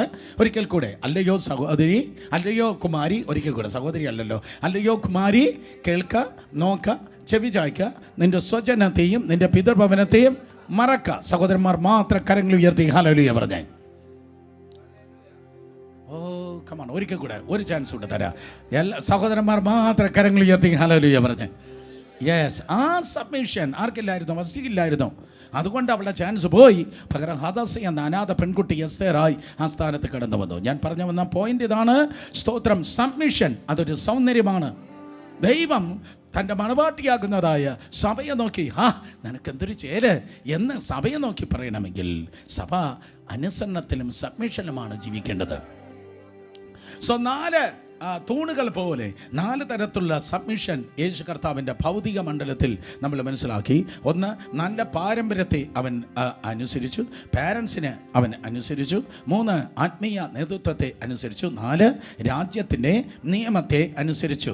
ഈ ഇൻട്രഡക്ഷനോടെ സ്തോത്രം ഞാൻ പെട്ടെന്ന് അതെ ഇന്നത്തെ മേജർ പോർഷനിലേക്ക് നിങ്ങളുടെ ശ്രദ്ധയെ തിരിക്കട്ടെ. പിതാവേ, തൃക്കരങ്ങളിലേക്ക് എൻ്റെ ആത്മാവിനെ സമർപ്പിക്കുന്നു. ഒരിക്കൽ കൂടെ, പിതാവേ, തൃക്കരങ്ങളിലേക്ക് എൻ്റെ ആത്മാവിനെ സമർപ്പിക്കുന്നു. സ്തോത്രം. ഇതെന്താണ് സഹോദരങ്ങളെ? ആ വാക്യം ലൂക്കോസ് 23:46. അത് സ്തോത്രം ഒരു പ്രാർത്ഥനയാണ്. അതൊരു പ്രാർത്ഥനയാണ്. അതൊരു പ്രാർത്ഥനയാണ്. ശബ്ദം ഉയർത്തി പറഞ്ഞാൽ അതെന്താണ്? അതൊരു പ്രാർത്ഥനയാണ്. അതൊരു പ്രാർത്ഥനയാണ്. അടുത്ത് എഴുതണം, എഴുതിയെടുക്കുന്നവർ എഴുതണം, യേശു പ്രാർത്ഥിച്ചു മരിച്ചു. യേശു പ്രാർത്ഥിച്ചു മരിച്ചു. കർത്താവിൻ്റെ വരവ് താമസമാണെങ്കിൽ നമ്മൾ മരിക്കും. 10 വർഷം കൂടെ നമ്മൾ എത്ര പേരുണ്ടെന്ന് ദൈവത്തിന് മാത്രമേ അറിയത്തുള്ളൂ. എല്ലാവർക്കും ദൈവം ദീർഘായുസ് നൽകട്ടെ. 25 വർഷം കഴിയുമ്പോൾ നമ്മൾ എത്ര പേരുണ്ടെന്ന്, കർത്താവിൻ്റെ വരവ് താമസം നിൽക്കുന്നെങ്കിൽ എത്ര പേരുണ്ടെന്ന് കർത്താവിന് മാത്രമേ അറിയത്തുള്ളൂ. 50 വർഷം കഴിയുമ്പോൾ നമ്മൾ എത്ര പേരുണ്ടെന്ന് കർത്താവിന് മാത്രമേ അറിയത്തുള്ളൂ. സ്തോത്രം. അങ്ങനെ നീണ്ടുപോകുന്നു. പക്ഷേ ഒരു ദിവസം നമ്മൾ മരിക്കും. എബ്രായർ 9:26-27 പറയുന്നു, ഒരിക്കൽ മരണവും ന്യായവിധിയും ദൈവം നിയമിച്ചിരിക്കുകയാണ്, സകല മനുഷ്യർക്ക് നിയമിച്ചിരിക്കുകയാണ്. പക്ഷെ എങ്ങനെ മരിക്കണം? വല്ല ആശുപത്രിയും കിടന്ന് അയ്യോ അയ്യോ അയ്യോ എന്ന് നിലവിളിച്ച് മരിക്കുന്നതിനേക്കാൾ പ്രാർത്ഥിച്ച് മരിക്കുന്നെങ്കിൽ അത് എത്രയോ നല്ല കാര്യമാണ്. പ്രാർത്ഥിച്ച് മരിക്കുന്നെങ്കിൽ, അല്ലെങ്കിൽ ആരാധിച്ച് മരിക്കുന്നെങ്കിൽ, അല്ലെങ്കിൽ സ്തുതിച്ച് മരിക്കുന്നെങ്കിൽ, അല്ലെങ്കിൽ സ്തോത്രം വചനം പറഞ്ഞിട്ടിരിക്കുമ്പോൾ മരിക്കുന്നെങ്കിൽ. യൂട്യൂബിൽ മറ്റേ നിങ്ങൾക്ക് കാണാൻ കഴിക്കാൻ ദൈവദാസന്മാർ പ്രസംഗിച്ചിട്ട് ഇരിക്കുമ്പോൾ കുഴഞ്ഞു വീണ് മരിക്കുന്നത് എത്ര നല്ല മരണമാണ്. ബ്യൂട്ടിഫുൾ. ദൈവവചനം മനുഷ്യരോട് പറഞ്ഞിട്ടിരിക്കുമ്പോൾ മരിക്കുന്നു. നല്ല കാര്യം, എനിക്കത് ഇഷ്ടപ്പെട്ടു. മനുഷ്യരോട് ദൈവത്തിൻ്റെ വചനം പറഞ്ഞിട്ടിരുന്നപ്പോൾ അതെ അവർ മരിക്കുന്നു, നല്ല കാര്യം. പക്ഷെ കുറച്ചുകൂടെ എനിക്ക് ഇഷ്ടപ്പെട്ടത് ഈ മനുഷ്യരെ ഇരിക്കുമ്പോൾ മരിക്കുന്നതിനേക്കാൾ ദൈവത്തെ കേൾപ്പിച്ചിട്ട് ഇരിക്കുമ്പോൾ മരിക്കുന്നെങ്കിൽ കുറച്ചുകൂടെ നല്ലതാണ്. വചനം ജഡമായി തീർന്നവനായ കർത്താവ് ഒരു ഗംഭീര പ്രസംഗം അടിച്ചു മുഴക്കി എല്ലാവരോടും പ്രസംഗിച്ച് എല്ലാവരും പിമ്പിരി കൊള്ളിപ്പിച്ച് രോമാഞ്ചം ആക്കിയപ്പോഴല്ല യേശു മരിച്ചത്. യേശു കർത്താവ് പിതാവായ ദൈവത്തോട് പ്രാർത്ഥിച്ചിട്ടാണ് മരിച്ചത്. പ്രാർത്ഥിച്ച് യേശു കർത്താവ് മരിച്ചു. ബ്യൂട്ടിഫുൾ. സ്തോത്രം. വായ്? കാരണം അത് കർത്താവിൻ്റെ ഇൻറ്റിമസിയാണ് കാണിക്കുന്നത്.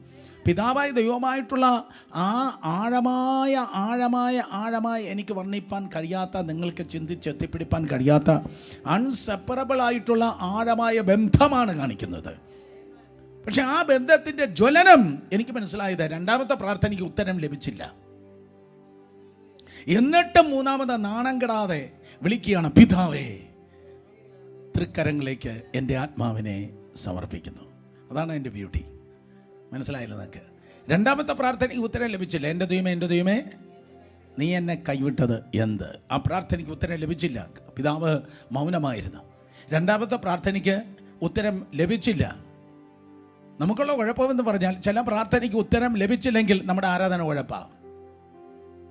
പിന്നെ വാട്ടവും കോട്ടവും ഉള്ളവരായി സ്തോത്രം ആയിരിക്കും പലരും ജീവിക്കുന്നത്. എപ്പോഴും കിട്ടിക്കൊണ്ടിരുന്നാൽ നമുക്കൊരു ഉത്സാഹമാണ്, ഒരു ചൈതന്യമാണ്.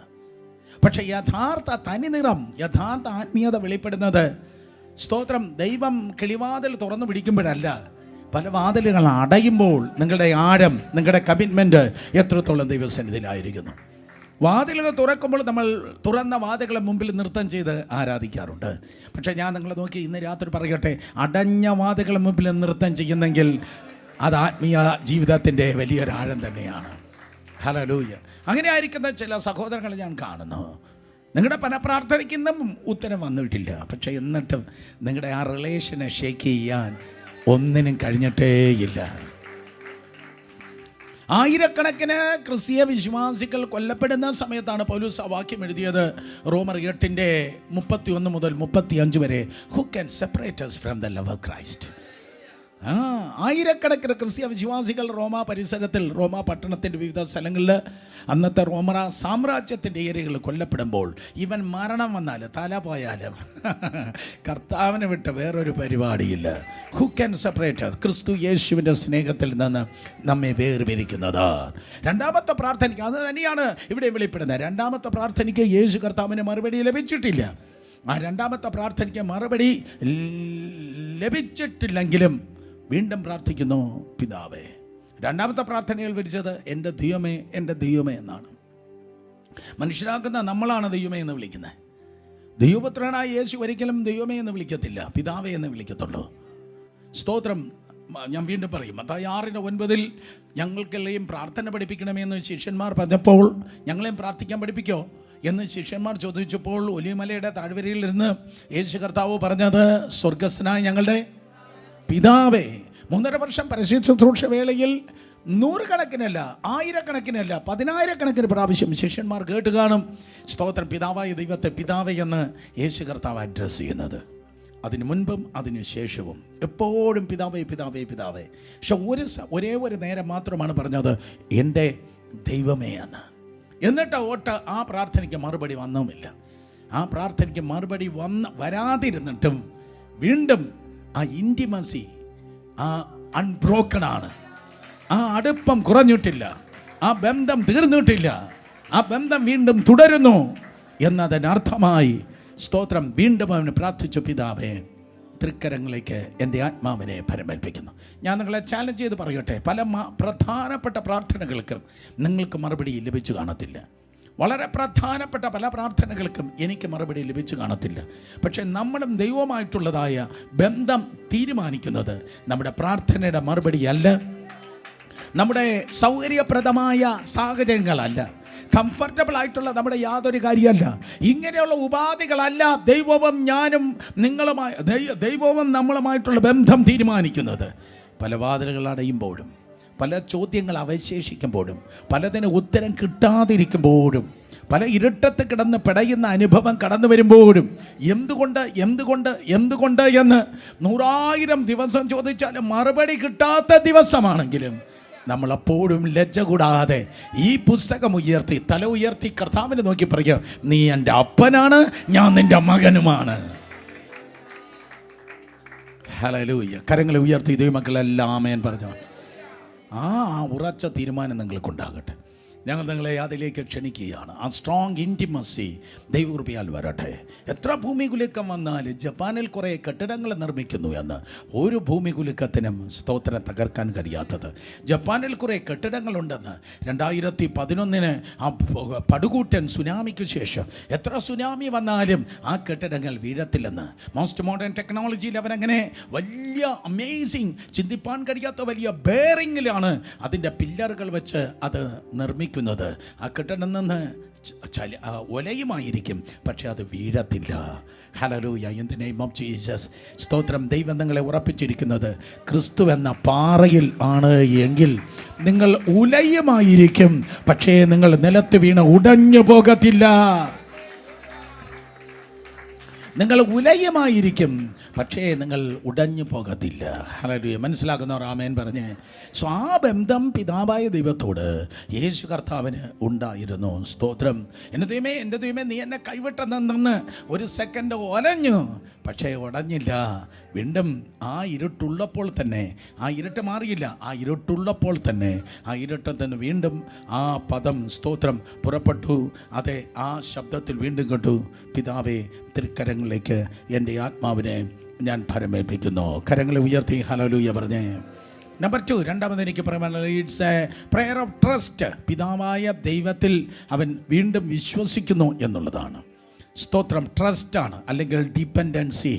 ഒന്നാമത് ഞാൻ പറഞ്ഞ ഇൻറ്റിമസി, രണ്ടാമത് പറയുന്നത് ഡിപ്പെൻഡൻസി. ഒന്നാമത് പറയുന്നത് ഇൻറ്റിമസി, രണ്ടാമത് പറയുന്നത് ഡിപ്പെൻഡൻസി. വീണ്ടും ട്രസ്റ്റ് ചെയ്യുകയാണ്, ഡിപ്പെൻഡ് ചെയ്യുകയാണ്. എന്തോ ഡിപ്പെൻഡൻസിയുടെ അർത്ഥം പറ. അഭയം ചൊല്ലുകയാണ്, അങ്ങനെ ആശ്രയിക്കുകയാണ്, ദൈവത്തിൽ തന്നെ ആശ്രയിക്കുകയാണ്, ദൈവത്തിൽ തന്നെ ആശ്രയിക്കുകയാണ്. ഹല്ലേലൂയ. ദൈവത്തിൽ തന്നെ ആശ്രയിക്കുകയാണ്. In the name of Jesus. ദൈവത്തിൽ തന്നെ ആശ്രയിക്കുകയാണ്. എന്തുകൊണ്ട് നീ എന്നെ കൈവിട്ടു? നേരത്തെ ചോദിച്ചതാണ്. ആ ചോദ്യത്തിന് ഉത്തരം വന്നില്ല. പക്ഷെ എന്നിട്ടും സ്തോത്രം, പലതിന് ഉത്തരം കിട്ടാതിരിക്കുമ്പോഴും സ്തോത്രം, അവൻ്റെ ആശ്രയം സാഹചര്യങ്ങളിലല്ല, അവൻ്റെ ആശ്രയം മനുഷ്യരിലല്ല. അവർ സഹായിക്കും, ഇവർ സഹായിക്കും, മറ്റവർ വേദി ഒരുക്കി തരും, ഇവരെനിക്ക് വേണ്ടി വാതിൽ തുറന്നു തരും. No no no no no no no no no no no no. ദൈവത്തിന് മനുഷ്യരെ നിങ്ങൾക്കായി ഉപയോഗിക്കാം. ഒരിക്കൽ കൂടെ, ദൈവത്തിന് മനുഷ്യരെ നിങ്ങൾക്കായി ഉപയോഗിക്കാം. നോക്കിയേ, ഞാൻ ഇങ്ങനെ പറയട്ടെ, ദൈവത്തിന് ഒരു കാക്കയെ നിങ്ങളുടെ കരീതിൽ പറഞ്ഞു വിടാം. ഹലോ, ദൈവത്തിന് നിങ്ങളുടെ ഒരു കാക്കയെ കരീതിൽ പറഞ്ഞു വിടാം. ദൈവത്തിന് ഒരു കോഴിയെ ശബ്ദം കേൾപ്പിച്ച് നിങ്ങളെ ഉണർത്താം. പക്ഷെ നിങ്ങളുടെ ആശ്രയം വരുന്ന കാക്കയിലും കൂകുന്ന കോഴിയിലുമല്ല. നിങ്ങളുടെ ആശ്രയം നിങ്ങളുടെ പ്രാണന്റെ ഉടമസ്ഥനാകുന്ന സർവശക്തനായ ദൈവത്തിലാണ്. അതുകൊണ്ട് ടോട്ടൽ ഡിപ്പെൻഡൻസി. ആ ഇരുട്ടത്തും യേശുവിൻ്റെ ഡിപ്പെൻഡൻസി, യേശു കർത്താവ്, ആ അഭയം, യേശുവിൻ്റെ ആശ്രയം ദൈവത്തിൽ തന്നെ ആയിരുന്നു. നമുക്കറിയാം, 6 മണിക്കൂർ നേരമാണ് ഈ 7 മൊഴികൾ യേശു പറഞ്ഞത്. ആദ്യത്തെ 3 മണിക്കൂർ നേരം സ്തോത്രം പ്രകാശമുണ്ടായിരുന്നു. 9 മണി മുതൽ 12 മണി വരെ, 6 മണി മുതൽ 9 മണി വരെ എന്ന് പറഞ്ഞാൽ 12 മണി മുതൽ 3 മണി വരെയുള്ളതായ ആ സമയം ഇരുട്ടത്താണ്. ഈ ഇരുട്ടത്താണ് ആ ഡിപ്പെൻഡൻസി വെളിപ്പെട്ടത്. ഓ കമാൻ, ഒരിക്കൽ കൂടെ, ഇരുട്ടത്താണ് ഡിപ്പെൻഡൻസി വെളിപ്പെട്ടത്. എല്ലാം അനുകൂലമായിരിക്കുമ്പോൾ, എല്ലാവരും അനുകൂലമായിരിക്കുമ്പോൾ യേശു എന്ന അഭയ കേന്ദ്രം എന്ന് പാടാൻ വളരെ എളുപ്പമാണ്. യേശു എൻ്റെ അഭയ കേന്ദ്രമെന്ന് എല്ലാം അനുകൂലമായിരിക്കുമ്പോൾ പാടാൻ വളരെ എളുപ്പമാണ്. പക്ഷെ ഇപ്പോൾ നോക്ക്, 100,000 മുറിവുകളാൽ ശരീരം തകർന്നിരിക്കുന്നു. മനുഷ്യനെന്ന് തിരിച്ചറിയാൻ കഴിയത്തില്ല, രൂപം അറിയത്തില്ല, രൂപം മാറിപ്പോയി. എനിക്കത് വിവരിക്കണമെന്നുണ്ട്, സമയമില്ല. ചെവിയില്ല, ചുണ്ടില്ല, മൂക്കിൻ്റെ മുക്കാലുമില്ല. അങ്ങനെ അടിച്ച് തകർത്ത് ഒരു ഇറച്ചിക്കടയിൽ സ്തോത്രം, ഒരു ഇറച്ചി കഷണം കിടന്നു തൂങ്ങുന്നത് പോലെ സൗന്ദര്യത്തിൻ്റെ കർത്താവ് നിങ്ങൾക്ക് വേണ്ടി തകർന്നു കിടക്കുക. ഓ ലോർഡ്, ഹല്ലേലൂയ. ഇരുട്ടാണ്, തലയിൽ മുൾക്കിരീടം, രക്തം ധാരധാരയായി ഒഴുകുന്നു. 6 മണിക്കൂർ മുമ്പ്, ഏകദേശം 5 മണിക്കൂർ മുമ്പ്, 5-6 മണിക്കൂർ മുമ്പ് ഈ മുൾക്കിരീടം അടിച്ചിറക്കിയതാണ്. അപ്പോഴേക്കും രക്തം ഈ കണ്ണിൻ്റെ മുകളിൽ വന്നിട്ട് ഇങ്ങനെ കട്ടി പിടിച്ചിട്ടുണ്ട്. ഈച്ചയും മറ്റുമൊക്കെ ചുറ്റും ഇങ്ങനെ കറങ്ങി നടക്കുന്നുണ്ട്. വല്ലാത്ത അസ്വസ്ഥത, ചിന്തിക്കാൻ കഴിയത്തില്ല. ക്രൂശിനെ ഇരുന്ന് ധ്യാനിക്കണം മക്കളെ, ക്രൂശിനെ ധ്യാനിക്കണം. ആ ധ്യാനത്തെങ്കിൽ തീ കത്തും. സോ ആ രക്തത്തെ ഇങ്ങനെ വകഞ്ഞു മാറ്റാൻ കൈ ഫ്രീ അല്ല, കൈ ആണികളിലാണ്.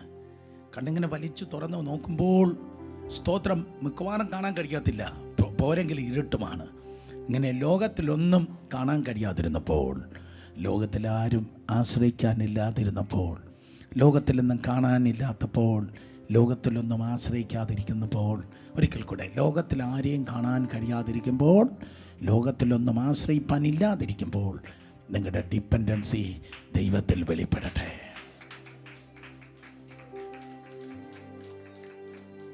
തീരുമാനിക്കുക, എൻ്റെ ആശ്രയം എൻ്റെ കർത്താവിലാണ്. വാട്ട് എവർ ഹാപ്പൻസ്, എൻ്റെ ആശ്രയം എൻ്റെ കർത്താവിലാണ്. ക്രിസ്തീയ ജീവിതം എന്ന് പറയുന്നത്, ക്രിസ്തീയ ജീവിതത്തിൻ്റെ ബന്ധമെന്ന് പറയുന്നത് അത് കുഞ്ഞുകളിയല്ല. ഹല്ലേലൂയ. നിങ്ങളുടെ ഡിപ്പെൻഡൻസി തെളിയിക്കുമോ കുഞ്ഞേ? ഈ ദിവസങ്ങൾ പലത ചോദ്യങ്ങളുണ്ട്, പലതിന് ഉത്തരം വന്നിട്ടില്ല. എൻ്റെ ലൈഫ് ഇരുട്ടിലാണ്, ഞാൻ ഒറ്റപ്പെട്ടിരിക്കുന്നു. എന്താ മുന്നിൽ നടക്കുന്നതെന്ന് മുന്നോട്ട് നോക്കുമ്പോൾ എനിക്കൊന്നും കാണാൻ പറ്റുന്നില്ല. എൻ്റെ മുന്നിൽ എന്തെന്ന് എനിക്ക് കാണാൻ കഴിയുന്നില്ല. നിങ്ങൾക്ക് മനസ്സിലാവുന്നത് ഞാൻ പറയുന്നത്? ഭാവി എന്തെന്ന് കാണാൻ പറ്റുന്നു, ലൈഫ് എന്തെന്ന് കാണാൻ പറ്റുന്നു, മുന്നിൽ എന്തെന്ന് കാണാൻ പറ്റുന്നില്ല. പക്ഷേ അപ്പോഴും എൻ്റെ ആശ്രയം കാണുന്ന മനുഷ്യരിലല്ല, കാണുന്ന കാര്യങ്ങളിലല്ല. എൻ്റെ ആശ്രയം എൻ്റെ കർത്താവിലാണ്. നമ്പർ 3, സ്തോത്രം, it's A statement of, it's A prayer of fulfilment. അതൊരു സ്തോത്രം നിവൃത്തിയുടെ അല്ലെങ്കിൽ ഫുൾഫിൽമെൻറ്റ്, നിവർത്തീകരണത്തിൻ്റെ പ്രാർത്ഥനയാണ്. Thank you.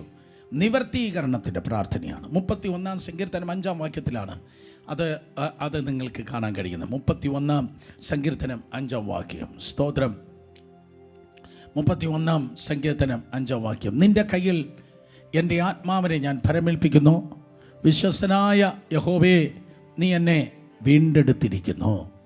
യേശു കർത്താവ് 2ാമത്തെ ഭാഗം അങ്ങ് ഒമിറ്റ് ചെയ്തു. എന്നിട്ട് ആദ്യ ഭാഗത്ത് വേറൊരു കാര്യം കൂടെ കൂട്ടി. ഒരിക്കൽ കൂടെ 31:5 ശബ്ദമുയർത്തി ഒരിക്കൽ കൂടെ വായിച്ചേ.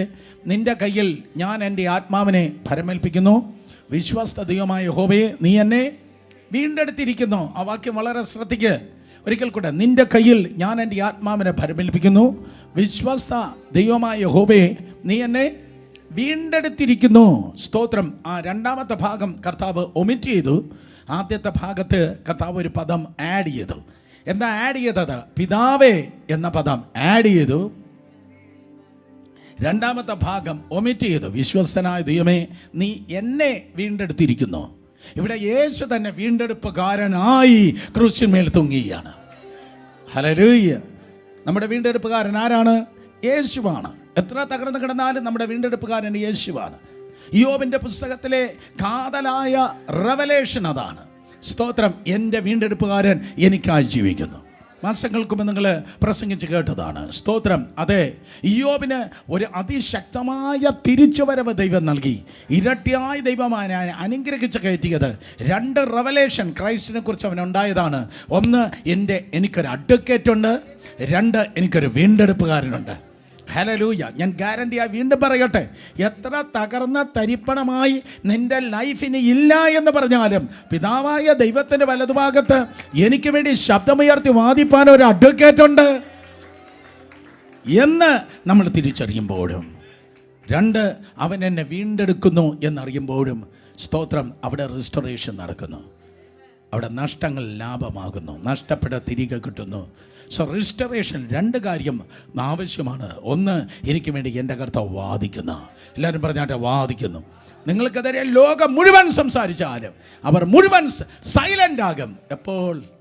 യേശു നിങ്ങൾക്ക് വേണ്ടി സംസാരിക്കുമ്പോൾ യേശുവിൻ്റെ നാമത്തിൽ ഈ നല്ല ബുധനാഴ്ച ഞാൻ വീണ്ടും ആരോടോ പറയട്ടെ, നിങ്ങളുടെ ശത്രുക്കളുടെ നാവിനെ ദൈവം മിണ്ടാതാക്കുന്ന ദിവസങ്ങളാണിത്. വായ് കാരണം യേശു നിങ്ങൾക്ക് വേണ്ടി സംസാരിക്കുന്നത് കൊണ്ട്, ദൈവം നിങ്ങൾക്ക് വേണ്ടി സംസാരിക്കുന്നത് കൊണ്ട്. സ്തോത്രം. അതെ, അതുകൊണ്ട് നീ പിതാവേ, നിൻ്റെ കയ്യിൽ ഞാൻ എൻ്റെ ആത്മാവിനെ ഫലമേൽക്കുന്നു. ഇതൊരു പ്രൊഫസിയാണ്, ഇതൊരു പ്രവചനമാണ്. സങ്കീർത്തനക്കാരായ ദാവീദ് മെശിഹായെക്കുറിച്ച് പ്രവചിച്ച് പാടിയതായ ഒരു പ്രവചനമാണ് ഇത്. അതുകൊണ്ട് സ്തോത്രം, ഈ സ്റ്റേറ്റ്മെൻറ്റിൽ മറ്റ് 100,000 പ്രവചനങ്ങൾ നിറവേറിയതുപോലെ സ്തോത്രം, ഈ പ്രവചനവും ദൈവത്തിൻ്റെ കൃപയാൽ നിറവേറുകയുണ്ടായി. മെശിഹായെ സംബന്ധിച്ച് ഏറ്റവും പരമപ്രധാനമായ കാര്യമെന്ന് പറയുന്നത്, അവൻ വേഷത്തിൽ മനുഷ്യനായി വചനം ജഡമായി തീർന്നു എന്ന് മാത്രമല്ല, ഒരിക്കൽ കൂടെ, അവൻ വചനം ജഡമായി തീർന്നു എന്ന് മാത്രമല്ല, അവൻ വചനത്തെ ഫുൾഫില്ല് ചെയ്യുകയും ചെയ്തു. 1 തിമോഥെയോസ് 3:16 പറയുന്നു, അവൻ വചനം ജഡമായി തീർന്നു. എത്ര പേർ വായിച്ചിട്ടുണ്ട്? 1 തിമോഥെയോസ് 3:16 വചനം ജഡമായി തീർന്നു. അവൻ ജഡത്തിൽ വെളിപ്പെട്ടു. നോക്ക്, അവൻ ജഡത്തിൽ വെളിപ്പെട്ടു. He manifest in the flesh. യേശു കർത്താവ് ജഡത്തിൽ വെളിപ്പെട്ടപ്പോൾ ആ ശരീരത്തിൽ കർത്താവ് ചെയ്തതായ കാര്യമെന്ന് പറയുന്നത് അവൻ വചനത്തെ ഫുൾഫിൽ ചെയ്തു. ഓഹോ, അവൻ ശരീരം ദൈവം നമുക്ക് തന്നിട്ടുള്ളത് ശരീരത്തിൽ വൈകൃതങ്ങൾ കാണിക്കാനല്ല, ശരീരത്തെ സന്തോഷിപ്പിക്കാനല്ല, ശരീരത്തെ പ്ലേ ഗ്രൗണ്ട് ആക്കാനല്ല, മറ്റും പറയണ്ടല്ലോ, ശരീരത്തെ ഇക്കിളി വീഴ്ത്താനല്ല. പകരം ഒരു ബോഡിയിൽ ദൈവം ഈ ഭൂമിയിൽ നിങ്ങളെ ആക്കിയിരിക്കുന്നത്, ദൈവത്തിൻ്റെ വചനം ഫുൾഫിൽ ചെയ്യാൻ വേണ്ടിയാണ്. അപ്പോൾ യഥാർത്ഥ നിങ്ങളെന്ന് പറയുന്ന, അടുത്ത് ഞാൻ പറയുന്നത് വളരെ ഡീപ്പാണ്, ശ്രദ്ധിക്കണം. യഥാർത്ഥ നിങ്ങളെന്ന് പറയുന്ന ഈ ശരീരമല്ല. അടുത്തിരിക്കുന്നവരെ തൊട്ട് പറ, ഇതെൻ്റെ കൂടാണ്. പറഞ്ഞാട്ടെ, ഇതെൻ്റെ കൂടാണ്. അപ്പോൾ ഈ കൂട്ടിലാണ് ഞാൻ വസിക്കുന്നത്. ഈ കൂട് വിട്ട് ഒരു ദിവസം ഞാൻ വീട്ടിലേക്ക് പോകും. അപ്പോൾ ഈ കൂട്ടിലേ എനിക്ക് വസിക്കാൻ പറ്റത്തുള്ളൂ. മീനിങ്, ആത്മാവിന് ശരീരത്തിനെ വസിക്കാൻ പറ്റത്തുള്ളൂ. ശരീരമില്ലാത്ത ആത്മാവ് ദൈവത്തിൻ്റെ മുൻപിൽ ഇല്ലീഗലാണ്. ഒരിക്കൽ കൂടെ, ശരീരമില്ലാത്ത ആത്മാവ് ദൈവത്തിൻ്റെ മുൻപിൽ നിയമവിരുദ്ധമാണ്. അതുകൊണ്ടാണ് ഊടാടി നടക്കുന്ന ദുരാത്മാക്കളും ദൈവവും തമ്മിൽ ഭയങ്കര പോട്ടി. അതുകൊണ്ടാണ് ദുരാത്മാക്കൾക്ക് ഏതെങ്കിലും ബോഡിയിൽ കയറണമെന്ന് ആഗ്രഹിക്കുന്നത്. അതുകൊണ്ടാണ് ദുരാത്മാക്കൾ, അതെ, ആ ചെറുക്കനിൽ നിന്ന് 6,000 ഭൂതം പുറത്തു വന്നപ്പോൾ ആ ദുരാത്മാക്കൾ പറഞ്ഞ, അറ്റ്ലീസ്റ്റ് ആ പന്നിയിലെങ്കിലും ഞങ്ങൾ കയറട്ടെ. കമൺ, മനസ്സിലായി രാമേൻ പറഞ്ഞ്. അതുകൊണ്ട് പാപം ചെയ്യുമ്പോൾ ആ ദുരാത്മാക്കൾ ആ വ്യക്തികളിലേക്ക് പ്രവേശിക്കുകയാണ്. സ്തോത്രം. അല്ലാതെ ദുരാത്മാക്കൾക്ക് വെറുതെ നിൽപ്പാൻ കഴിയത്തില്ല. ഇതേപോലെ ദൈവം ഈ ബോഡിയിൽ നിങ്ങൾക്കൊരു ആത്മാവിനെ തന്നിട്ടുണ്ട്. ആ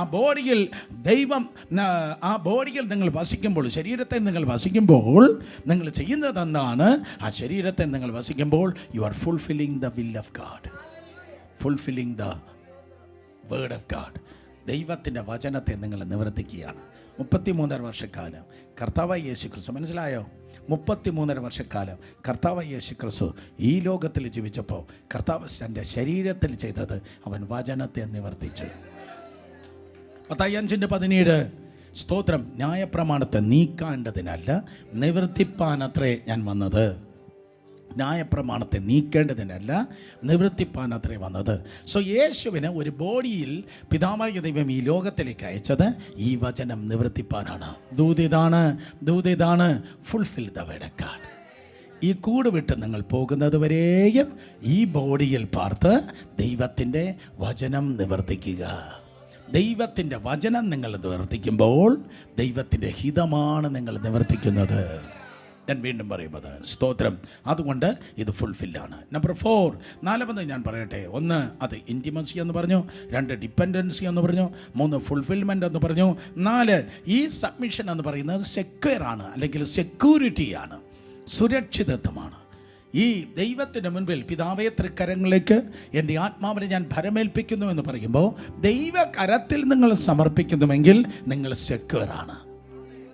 ഹല്ലേലൂയ. ദൈവകരത്തിൽ നിങ്ങൾ ഏൽപ്പിക്കാത്തിടത്തോളം കാലം, ഒരിക്കൽ കൂടെ, ദൈവകരത്തിൽ ജീവിതത്തെ, വിഷയങ്ങളെ, നിങ്ങളുടെ ആഗ്രഹങ്ങളെ ദൈവകരത്തിൽ ഏൽപ്പിക്കാത്തിടത്തോളം കാലം അത് സുരക്ഷിതത്വം ഇല്ലായ്മയിലാണ്. സുരക്ഷിതത്വത്തിന് ഓപ്പോസിറ്റ് എന്തോ കുഞ്ഞേ? നിരക്ഷിതത്വം. ആണോ എന്ന് തോന്നുന്നതല്ല അധ്യാപകർ പറയേണ്ടത്. സ്തോത്രം. അതെ, ഇൻസെക്യൂറാണ്. കർത്താവിൻ്റെ കരത്തല്ല, അത് ഇംഗ്ലീഷ്. മലയാളം എന്തുവാ? സ്തോത്രം. കർത്താവിൻ്റെ സന്നിധിയിൽ നിങ്ങൾ സമ്പൂർണ്ണമായി സമർപ്പിക്കുമ്പോൾ, സ്തോത്രം, അരക്ഷിതത്വം. Thank you, hallelujah. സ്തോത്രം. മലയാളം മീഡിയം ഇപ്പോഴാണ് കണ്ണു പറഞ്ഞത്.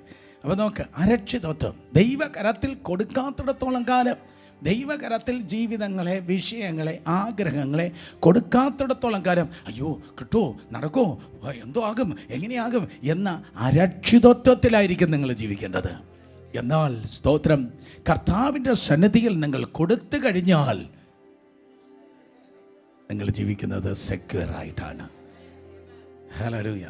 സുഖമായിട്ട് ചെന്ന് കിടന്നുറങ്ങും. ബൈബിൾ സ്റ്റഡിക്കല്ല, ബൈബിൾ സ്റ്റഡി കഴിഞ്ഞിട്ട് സുഖമായിട്ട് ചെന്ന് കിടന്നുറങ്ങും. കാര്യം എന്താ? എൻ്റെ അപ്പച്ചൻ എനിക്ക് വേണ്ടി ഉറക്കം ഒഴിയുന്നുണ്ട്. ഞാൻ അപ്പച്ചനും കൂടെ എന്തിനാണ് ഉറക്കം ഒഴിയുന്നത്? ആരെങ്കിലും ഒരാൾ ഉണർന്നിരുന്നാൽ മതി. Cast all your burden upon him and he will sustain you. നിൻ്റെ ഭാരം യഹോവയുടെ മേൽ ഇട്ടുകൊള്ളുക, കാരണം കർത്താവിൻ്റെ കരത്തിൽ കൊടുത്തിരഞ്ഞ. വീണ്ടും ഒരു ഉദാഹരണം പറഞ്ഞാൽ, ആ മോരിയ മലയുടെ നെറുകയിൽ, ആ യാഗപീഠത്തിൽ ആ ചെറുക്കനെ, ഇസഹാക്കിനെ അബ്രഹാം അർപ്പിച്ചത് കൊണ്ട് ആ ചെറുക്കൻ രക്ഷപ്പെട്ടു. കർത്താവിൻ്റെ കരത്തിൽ ദൈവം പറഞ്ഞതുപോലെ ആ യാഗപീഠത്തിൽ ഇസഹാക്കിനെ അർപ്പിച്ചത് കൊണ്ട് അവൻ രക്ഷപ്പെട്ടു. കൊടുക്കാത്ത ഇഷ്മായിൽ നഷ്ടപ്പെട്ടു, കൊടുത്തവൻ രക്ഷപ്പെട്ടു.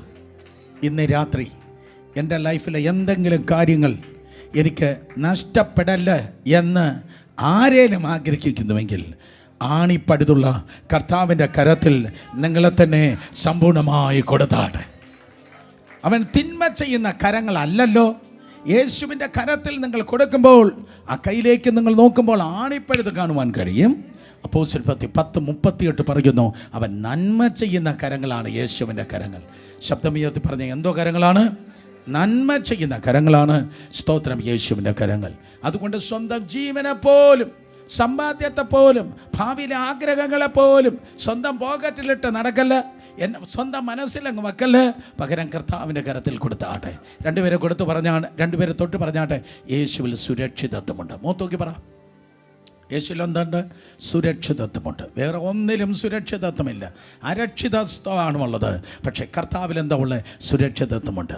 അതുകൊണ്ടാണ് സ്തേഫാനോസും പ്രാർത്ഥിക്കുമ്പോൾ, അപ്പോസ്തലപ്രവൃത്തി 7:59 സ്തേഫാനോസ് ഈ ലോകത്തിൽ നിന്ന് ആദ്യത്തെ രക്തസാക്ഷിയായി താൻ കടന്നു പോകുന്ന സമയത്ത് സ്തേഫാനോസ് ഇപ്രകാരം പ്രാർത്ഥിച്ചു പറഞ്ഞു, പിതാവേ സ്തോത്രം. എന്താണ്? കർത്താവായ യേശുവേ, എൻ്റെ ആത്മാവിനെ കൈക്കൊള്ളണമേ. നോക്ക് 59, കർത്താവ് യേശുവേ, എൻ്റെ ആത്മാവിനെ കൈക്കൊള്ളണമേ എന്ന് സ്തേഫാനോസ് വിളിച്ചപേക്ഷിക്കുകയിൽ അവർ അവനെ കല്ലെറിഞ്ഞു. ഹേ സ്തേഫാനോസ്, ഈ പ്രാർത്ഥന ഇങ്ങനെ പ്രാർത്ഥിക്കാൻ നിനക്ക് എന്താണ് നിന്നെ പ്രേരിപ്പിച്ചത്?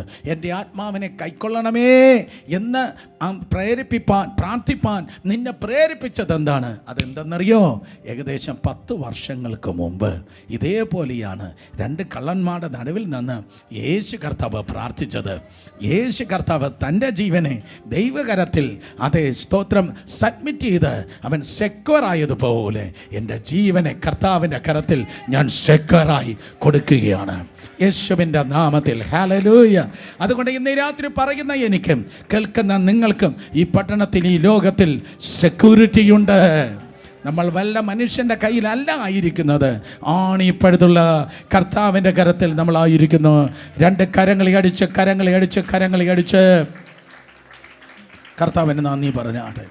ദൈവത്തിൻ്റെ കരത്തിൽ നിങ്ങളാണെങ്കിൽ നിങ്ങളെ പറിച്ചെടുപ്പാൻ ആർക്കും കഴിയത്തില്ല. സ്തോത്രം. യോഹന്നാൻ സുവിശേഷം 10-ാം അധ്യായം അതിൻ്റെ 28-ാം വാക്യം. യോഹന്നാൻ സുവിശേഷം 10-ാം അധ്യായം 28-ാം വാക്യം. യോഹന്നാൻ 10:28. സ്തോത്രം. യേശു കർത്താവ് ഇപ്രകാരം പറഞ്ഞു, ഞാൻ അവയ്ക്ക് നിത്യജീവനെ കൊടുക്കുന്നു, അവ ഒരു നാളും നശിച്ചു പോകുകയില്ല, ആരും അവയെ പറ ആരും അവയെ എൻ്റെ കയ്യിൽ നിന്ന് പിടിച്ചു പറിക്കയില്ല. നിങ്ങളുടെ കാര്യമാണ് പറയുന്നത്. കർത്താവ് നിങ്ങളെ ഓരോരുത്തരെ തൻ്റെ കയ്യിൽ വഹിച്ചിരിക്കുന്നു. സർവശക്തൻ്റെ കയ്യിൽ ദൈവം നിങ്ങളെ വഹിച്ചിരിക്കുന്നത് കൊണ്ട് ഒരു വ്യക്തിക്കും ഒരു ശക്തിക്കും ഒരു മന്ത്രത്തിനും ഒരു തന്ത്രത്തിനും യേശു കർത്താവിൻ്റെ കയ്യിൽ നിന്ന് നിങ്ങളെ പറിച്ചെടുപ്പാൻ തക്കോണം കഴിയത്തില്ല. ഹല്ലേലൂയ, സ്തോത്രം. ദൈവകരത്തിൽ അതെ നമ്മെ തന്നെ ഏൽപ്പിക്കാം. പിതാവേ, തൃക്കരങ്ങളിലേക്ക് എൻ്റെ ആത്മാവിനെ ഭരമേൽപ്പിക്കുന്നു. അവസാനത്തെ വാക്കാണത്. ആ വാക്കിൻ്റെ മറ്റൊരു പ്രത്യേകത, it's A voice of will of God. ദൈവത്തിൻ്റെ ഹിതത്തിന് വേണ്ടി അവൻ സമർപ്പിക്കുന്നു എന്നാണ്, അല്ലേ? സ്വന്തം ഹിതത്തിനല്ലല്ലോ, ദൈവഹിതത്തിന് വേണ്ടി സമർപ്പിക്കുന്നു. ഞാൻ നിങ്ങളോട് പറയട്ടെ, out of will of God, ദൈവഹിതത്തിന് പുറത്ത് ജീവിക്കുന്നത് അപകടമാണ്. ദൈവഹിതത്തിന് പുറത്ത് ജീവിക്കുന്നത് ഭയങ്കര അപകടമാണ്. ദൈവകൃപയാൽ സ്തോത്രം. നിങ്ങളുടെ ഓരോ സ്റ്റെപ്പും ദൈവത്തിൻ്റെ ഹിതപ്രകാരമായിരിക്കട്ടെ. ആ പിന്നിലിരിക്കുന്ന 3 കുഞ്ഞുങ്ങളെ ഫ്രണ്ടിൽ വന്ന മക്കളെ, സ്തോത്രം. അതെ, നോക്ക്, ദൈവത്തിൻ്റെ ഹിതപ്രകാരം ദൈവകൃപയിലായിരുന്നാട്ടെ, ദൈവഹിതത്തിൽ ജീവിച്ചാട്ടെ. കരങ്ങൾ ഉയർത്തി ഹല്ലേലൂയ പറഞ്ഞേ ഒരിക്കൽ കൂടെ ശക്തിയോടെ. സ്തോത്രം. നോക്ക്, ദൈവഹിതത്തിൽ ജീവിക്കുക. സ്തോത്രം. ദൈവഹിതം ഏറ്റവും വലിയ സുരക്ഷിതത്വം എന്ന് പറയുന്നത് കർത്താവിൻ്റെ സ്തോത്രം ഹിതത്തിൽ ജീവിക്കുമ്പോഴാണ്. കർത്താവിൻ്റെ ഹിതത്തിലാണ് ഏറ്റവും വലിയ സുരക്ഷിതത്വം. ആ പ്രസിദ്ധമായ ആ പ്രാർത്ഥനയുടെ വാചകം പറഞ്ഞ, സ്വർഗ്ഗസ്ഥനായ ഞങ്ങളുടെ പിതാവേ, അങ്ങയുടെ നാമം വിശുദ്ധീകരിക്കപ്പെടണം, അങ്ങയുടെ രാജ്യം വരണമേ, അങ്ങയുടെ ഇഷ്ടം സ്വർഗത്തിലെ പോലെ ഭൂമിയിലുമാകണമേ. അപ്പോൾ ദൈവത്തിൻ്റെ ഹിതത്തിലാണ് നിങ്ങൾ ദൈവകൃപയാൽ ജീവിക്കേണ്ടത്. ഒരിക്കൽ കൂടെ, ദൈവത്തിൻ്റെ ഹിതത്തിലാണ് ജീവിക്കേണ്ടത്. ഏത് കോഴ്സ് മക്കൾ തിരഞ്ഞെടുക്കണം? ദൈവഹിതത്തിലുള്ളത്. ഏത് കോളേജിൽ പഠിക്കണം? ദൈവഹിതം. ആരെ വിവാഹം കഴിക്കണം? ദൈവഹിതം. ഏത് ദൂതം സംസാരിക്കണം? ദൈവത്തിൻ്റെ ഹിതം. സ്തോത്രം. എങ്ങനെ ജീവിക്കണം? എവിടെ പാർക്കണം? എങ്ങനെയുള്ള വീട് വെക്കണം? ഏത് വണ്ടി മേടിക്കണം? സോൺ ഭൗതികമായ നിസ്സാരമായ കാര്യം പോലും ദൈവഹിതത്തിൽ ഇല്ലാത്തതാണ് നമുക്ക് വേണ്ട.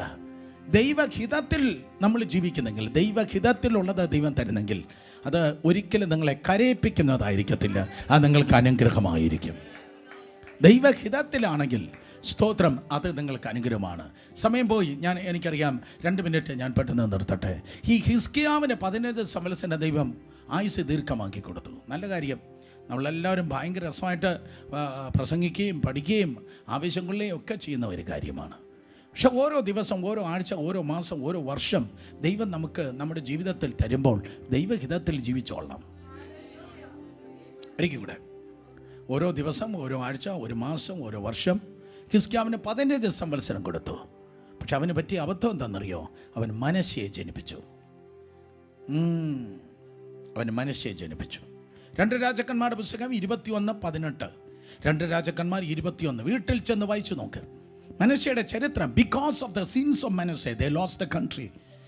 മനശ്ശയുടെ പാപങ്ങൾ നിമിത്തം അവർക്ക് ആ രാജ്യം നഷ്ടപ്പെട്ടു. അവർക്ക് രാജ്യം നഷ്ടപ്പെട്ടത് ദൈവം 15 സംവത്സരം നല്ലവനായ ദൈവം നീട്ടിക്കൊടുത്തു. പക്ഷെ ദൈവഹിതത്തിൽ ജീവിക്കാതെ, അല്ലെങ്കിൽ ദൈവഹിതത്തിൽ ജീവിക്കാത്ത ഒരു മനശ്ശയെ ജനിപ്പിച്ചത് കൊണ്ട് അവർക്ക് ആ രാജ്യം നഷ്ടപ്പെട്ടു. ഏറ്റവും വലിയ തമാശ എന്ന് പറയുന്നത് പറയട്ടെ, ഏറ്റവും വലിയ തമാശ, അവസാനം ആ മനസ്സ് രക്ഷപ്പെട്ടു. മാനസാന്തരപ്പെട്ടു.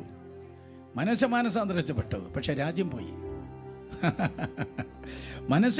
അതാണ് ദൈവത്തിൻ്റെ ഹൃദയം. ദൈവം മലയാളിയല്ല, ദൈവം തിരുവനന്തപുരംകാരനല്ല. ദൈവത്തിൻ്റെ മുമ്പിൽ ആരെങ്കിലും മാനസാന്തരപ്പെട്ടാൽ ദൈവം ആ പാപങ്ങളെ ക്ഷമിക്കുന്നവനാണ്. ദൈവം കയ്പം പകയൊന്നും കൊണ്ട് കിടക്കുന്നില്ല. ദൈവം വൈരാഗ്യത്തിൽ ജീവിക്കുന്നില്ല. ദൈവം വിരോധത്തിൽ ജീവിക്കുന്നില്ല. സ്തോത്രം. പിന്നെ പിറ്റേന്ന് രാവിലെ മനസ്സ് വന്നിട്ട്, കർത്താവേ, ഞാൻ 32 വർഷം മുമ്പ് ചെയ്ത പാപം ഞാൻ ഓർക്കുന്നില്ലല്ലോ എന്നായിരിക്കും ദൈവം പറയുന്നത്. സോ ഹിസ്കിയാവിന് ആയുസ്സിനെ ദൈവം ദീർഘമാക്കിയതുപോലെ ദൈവം നമുക്ക് ഓരോ ദിവസം തരുമ്പോഴും ആ ദിവസം നമ്മൾ കെയർഫുൾ ആയിരിക്കേണ്ടത് to do the will of God. ദൈവഹിതമില്ലാത്ത ഒരു വഴിയിൽ നമ്മൾ യാത്ര ചെയ്യല്ല. ദൈവഹിതമില്ലാത്തതായ ഒരു വാഹനം പോലും എടുക്കല്ല. ഞാൻ എൻ്റെ കാര്യം പറഞ്ഞേ, ദൈവഹിതമില്ലാത്തതായ ഒരു കാര്യാദിയിൽ നമ്മൾ കാല് വെക്കല്ല. കാരണം വഴുവഴുപ്പ് കൊണ്ട് നിറയപ്പെട്ട ലോകത്തിലാണ് നമ്മൾ ജീവിക്കുന്നത്. എത്ര വലിയ തർസീസ് കപ്പൽ കിടന്നാലും, എത്ര വലിയ സൗകര്യങ്ങൾ നമ്മളെ നോക്കി മാടി വിളിച്ചാലും, ദൈവകൃപയാൽ യേശു അപ്പച്ചനില്ലയോ, അത് എനിക്കുള്ളതല്ല, അത് നിങ്ങൾക്കുള്ളതല്ല. കർത്താവില്ലാത്തത് ഇന്ന് സന്തോഷമെന്ന് തോന്നും, നാളെ അത് ഭാരമായി തീരും. അതുകൊണ്ട് let us live in the will of God. യേശു കർത്താവ് ദൈവഹിതത്തിൽ പ്രാർത്ഥിച്ചു. അവസാന വാക്ക്, പിതാവേ തൃക്കരങ്ങളിലേക്ക് എൻ്റെ ആത്മാവിനെ ഭരമേൽപ്പിക്കുന്നു. ഒരു പോയിന്റ് കൂടെ ഗംഭീരമായി പറഞ്ഞാൽ ഞാൻ അവസാനിപ്പിക്കട്ടെ. സ്തോത്രം. It's A prayer of committal. ഞാൻ ഓൾറെഡി പറഞ്ഞു, അതൊരു സമർപ്പണത്തിൻ്റെ പ്രാർത്ഥനയാണ്. It's A voice of commitment. അതൊരു സമർപ്പണത്തിൻ്റെ സ്തോത്രം പ്രാർത്ഥനയാണ്. ദൈവമക്കളെ, കർത്താവിൻ്റെ സന്നിധിയിൽ പൂർണ്ണമായി സമർപ്പണത്തോടെ ഒരു സ്ത്രീ ജീവിച്ചാൽ, ഒരു പുരുഷൻ ജീവിച്ചാൽ, അവൻ ജ്വലിച്ച് ജീവിക്കും. അവൻ പുകഞ്ഞല്ല ജീവിക്കുന്നത്, അവൻ നാറിയല്ല ജീവിക്കുന്നത്. കർത്താവിൽ സമർപ്പിതമായി ഒരു ദൈവപൈതൽ ജീവിച്ചാൽ അവൻ ജ്വലിച്ച് ജീവിക്കും. ശബ്ദമുയർത്തി പറഞ്ഞ എന്താണ്? കേട്ടില്ല, ഒരിക്കൽ കൂടെ. ജ്വലിച്ച് ജീവിക്കുക. സ്തോത്രം. അതെ, റോമർ 12:1-2 ഒരു സമർപ്പണ ജീവിതത്തെക്കുറിച്ച് പറയുകയാണ്, ആരാധനയെക്കുറിച്ച് പറയുകയാണ്. സഹോദരന്മാരെ, ദൈവത്തിന് മനസ്സിൽ ഉറപ്പിച്ച് ഞാൻ നിങ്ങളെ പ്രബോധിപ്പിക്കുന്നത് എന്താണ്? നിങ്ങൾ ബുദ്ധിയുള്ള ആരാധനയായി നിങ്ങളുടെ ശരീരങ്ങളെ ജീവന വിശുദ്ധിയും ദൈവത്തിന് പ്രസാദമുള്ള യാഗമായി സമർപ്പിപ്പിൻ. രണ്ടുപേരത്തോട്ട് പറ, ജീവനുള്ള യാഗം. പറഞ്ഞേ, മൂത്തോക്കി പറ, ജീവനുള്ള യാഗം. ജീവനുള്ള യാഗം അർപ്പിക്കേണ്ടതുപോലെ അങ്ങ് അർപ്പിച്ചാലുണ്ടല്ലോ, ഒരിക്കൽ കൂടെ അർപ്പിക്കേണ്ടതുപോലെ അങ്ങ് അർപ്പിച്ചാലുണ്ടല്ലോ, ഈ പുസ്തകം പറയുന്ന സ്റ്റാൻഡേർഡ് അനുസരിച്ച് അങ്ങ് അർപ്പിച്ചാലുണ്ടല്ലോ, കത്തിക്കാൻ ഒരുങ്ങിയിരിക്കുന്നൊരു ദൈവമുണ്ട്. എഴുന്നേറ്റെന്നല്ല, വീട്ടിൽ പോയി ബാക്കി വായിക്കുക. ലേവ്യ പുസ്തകം 9:24 എഴുതുന്ന ആരെങ്കിലും ഉണ്ടെങ്കിൽ പെട്ടെന്ന് എഴുതിയിട്ട് എഴുന്നേറ്റതല്ല. ലേവ്യ 9:24, ലേവ്യ പുസ്തകം 9:24. അവിടെ വേദപുസ്തകത്തിൽ നിങ്ങൾക്ക് കാണാതെ ഗുണം കഴിയും. സ്തോത്രം. അതെ, സ്തോത്രം. മോശയും അഹരോനും കൂടെ ഒരു യാഗം ഇതാ സമർപ്പിച്ചു. മോനെ, ആ 22-ാമത്തെ വാക്യം മുതൽ താഴെയാണ്. സ്തോത്രം. പിന്നെ അഹരോൻ ജനത്തിന് നേരെ കൈ ഉയർത്തി അവരെ ആശീർവദിച്ചു. ലേവ്യർ 9:22 ഞാൻ വായിക്കുന്നത്. പാപയാഗവും ഹോമയാഗവും സമാധാനയാഗവും അർപ്പിച്ചിട്ട് അവൻ ഇറങ്ങിപ്പോന്നു. മോശയും അഹരോനും സമാഗമന കൂടാരത്തിൽ കടന്നിട്ട് പുറത്തു വന്ന് ജനത്തെ ആശീർവദിച്ചു. അപ്പോൾ യഹോവയുടെ തേജസ് സകല ജനത്തിനും പ്രത്യക്ഷമായി. 24 വാക്യം. യഹോവയുടെ സന്നിധിയിൽ നിന്ന് തീ പുറപ്പെട്ട് യാഗപീഠത്തിനുള്ള ഹോമയാഗവും മേധസ്സും ദഹിപ്പിച്ചു. അത് ജനമെല്ലാം അത് കണ്ടപ്പോൾ ആർത്ത് സാഷ്ടാംഗം വീണു. അപ്പോൾ ഒരു യാഗം അർപ്പിച്ചതായ ഒരു സന്ദർഭമാണ് എനിക്ക് പറയാനുള്ളത്. ആ യാഗം അർപ്പിക്കേണ്ട ക്രമത്തിൽ അർപ്പിച്ചപ്പോൾ അവർ കത്തിക്കേണ്ടി വന്നില്ല. അവരല്ല അതിനെ കത്തിച്ചത്, ദൈവം അതിന്മേൽ തീയിറക്കി. പിതാവേ, തൃക്കരങ്ങളിലേക്ക് എൻ്റെ ആത്മാവിനെ ഞാൻ ഭരമേൽപ്പിക്കുന്നു. ശബ്ദം ഉയർത്തി പറഞ്ഞ ഒരിക്കൽ കൂടെ, പിതാവേ, തൃക്കരങ്ങളിലേക്ക് എൻ്റെ ആത്മാവിനെ ഭരമേൽപ്പിക്കുന്നു. മക്കളെ, അർപ്പിക്കേണ്ട പോലെ ഈ തലമുറയിൽ അർപ്പിച്ച് ജീവിച്ചാലുണ്ടല്ലോ, സമർപ്പിക്കേണ്ടതുപോലെ സമർപ്പിച്ച് ജീവിച്ചാൽ ജനമെല്ലാം കാണത്തക്ക ക്രമത്തിൽ നിന്റെ മേലൊരു തീ ഉണ്ടായിരിക്കും. ജനമെല്ലാം കണ്ട് സാഷ്ടാംഗം വീഴത്തക്ക ക്രമത്തിൽ അവൻ്റെ മേൽ, അതേ, ആ യാഗത്തിന്മേൽ ദൈവത്തിൻ്റെ തീ ഉണ്ടായിരുന്നു. കമോൺ, വെളിപ്പെടട്ടെ. കണ്ണുകൾ അടച്ച് അധരങ്ങളെ തുറന്ന് കരങ്ങളെ അടിച്ച് ദൈവസന്നിധിയിൽ എല്ലാവരും പ്രാർത്ഥിച്ചാട്. സമർപ്പണമായി, അർപ്പണമായി ദൈവകരത്തിൽ നിങ്ങളെ തന്നെ ഏൽപ്പിക്കുമ്പോൾ, ഹല്ലേലൂയ, ദൈവസന്നിധിയിൽ സമർപ്പിക്കുമ്പോൾ ടോട്ടൽ സറണ്ടർ.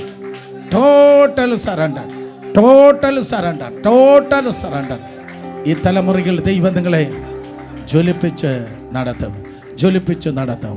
ശബ്ദമുയർത്തി എല്ലാവരും ദൈവത്തെ സ്തുതിച്ചാട്. Thank you Jesus.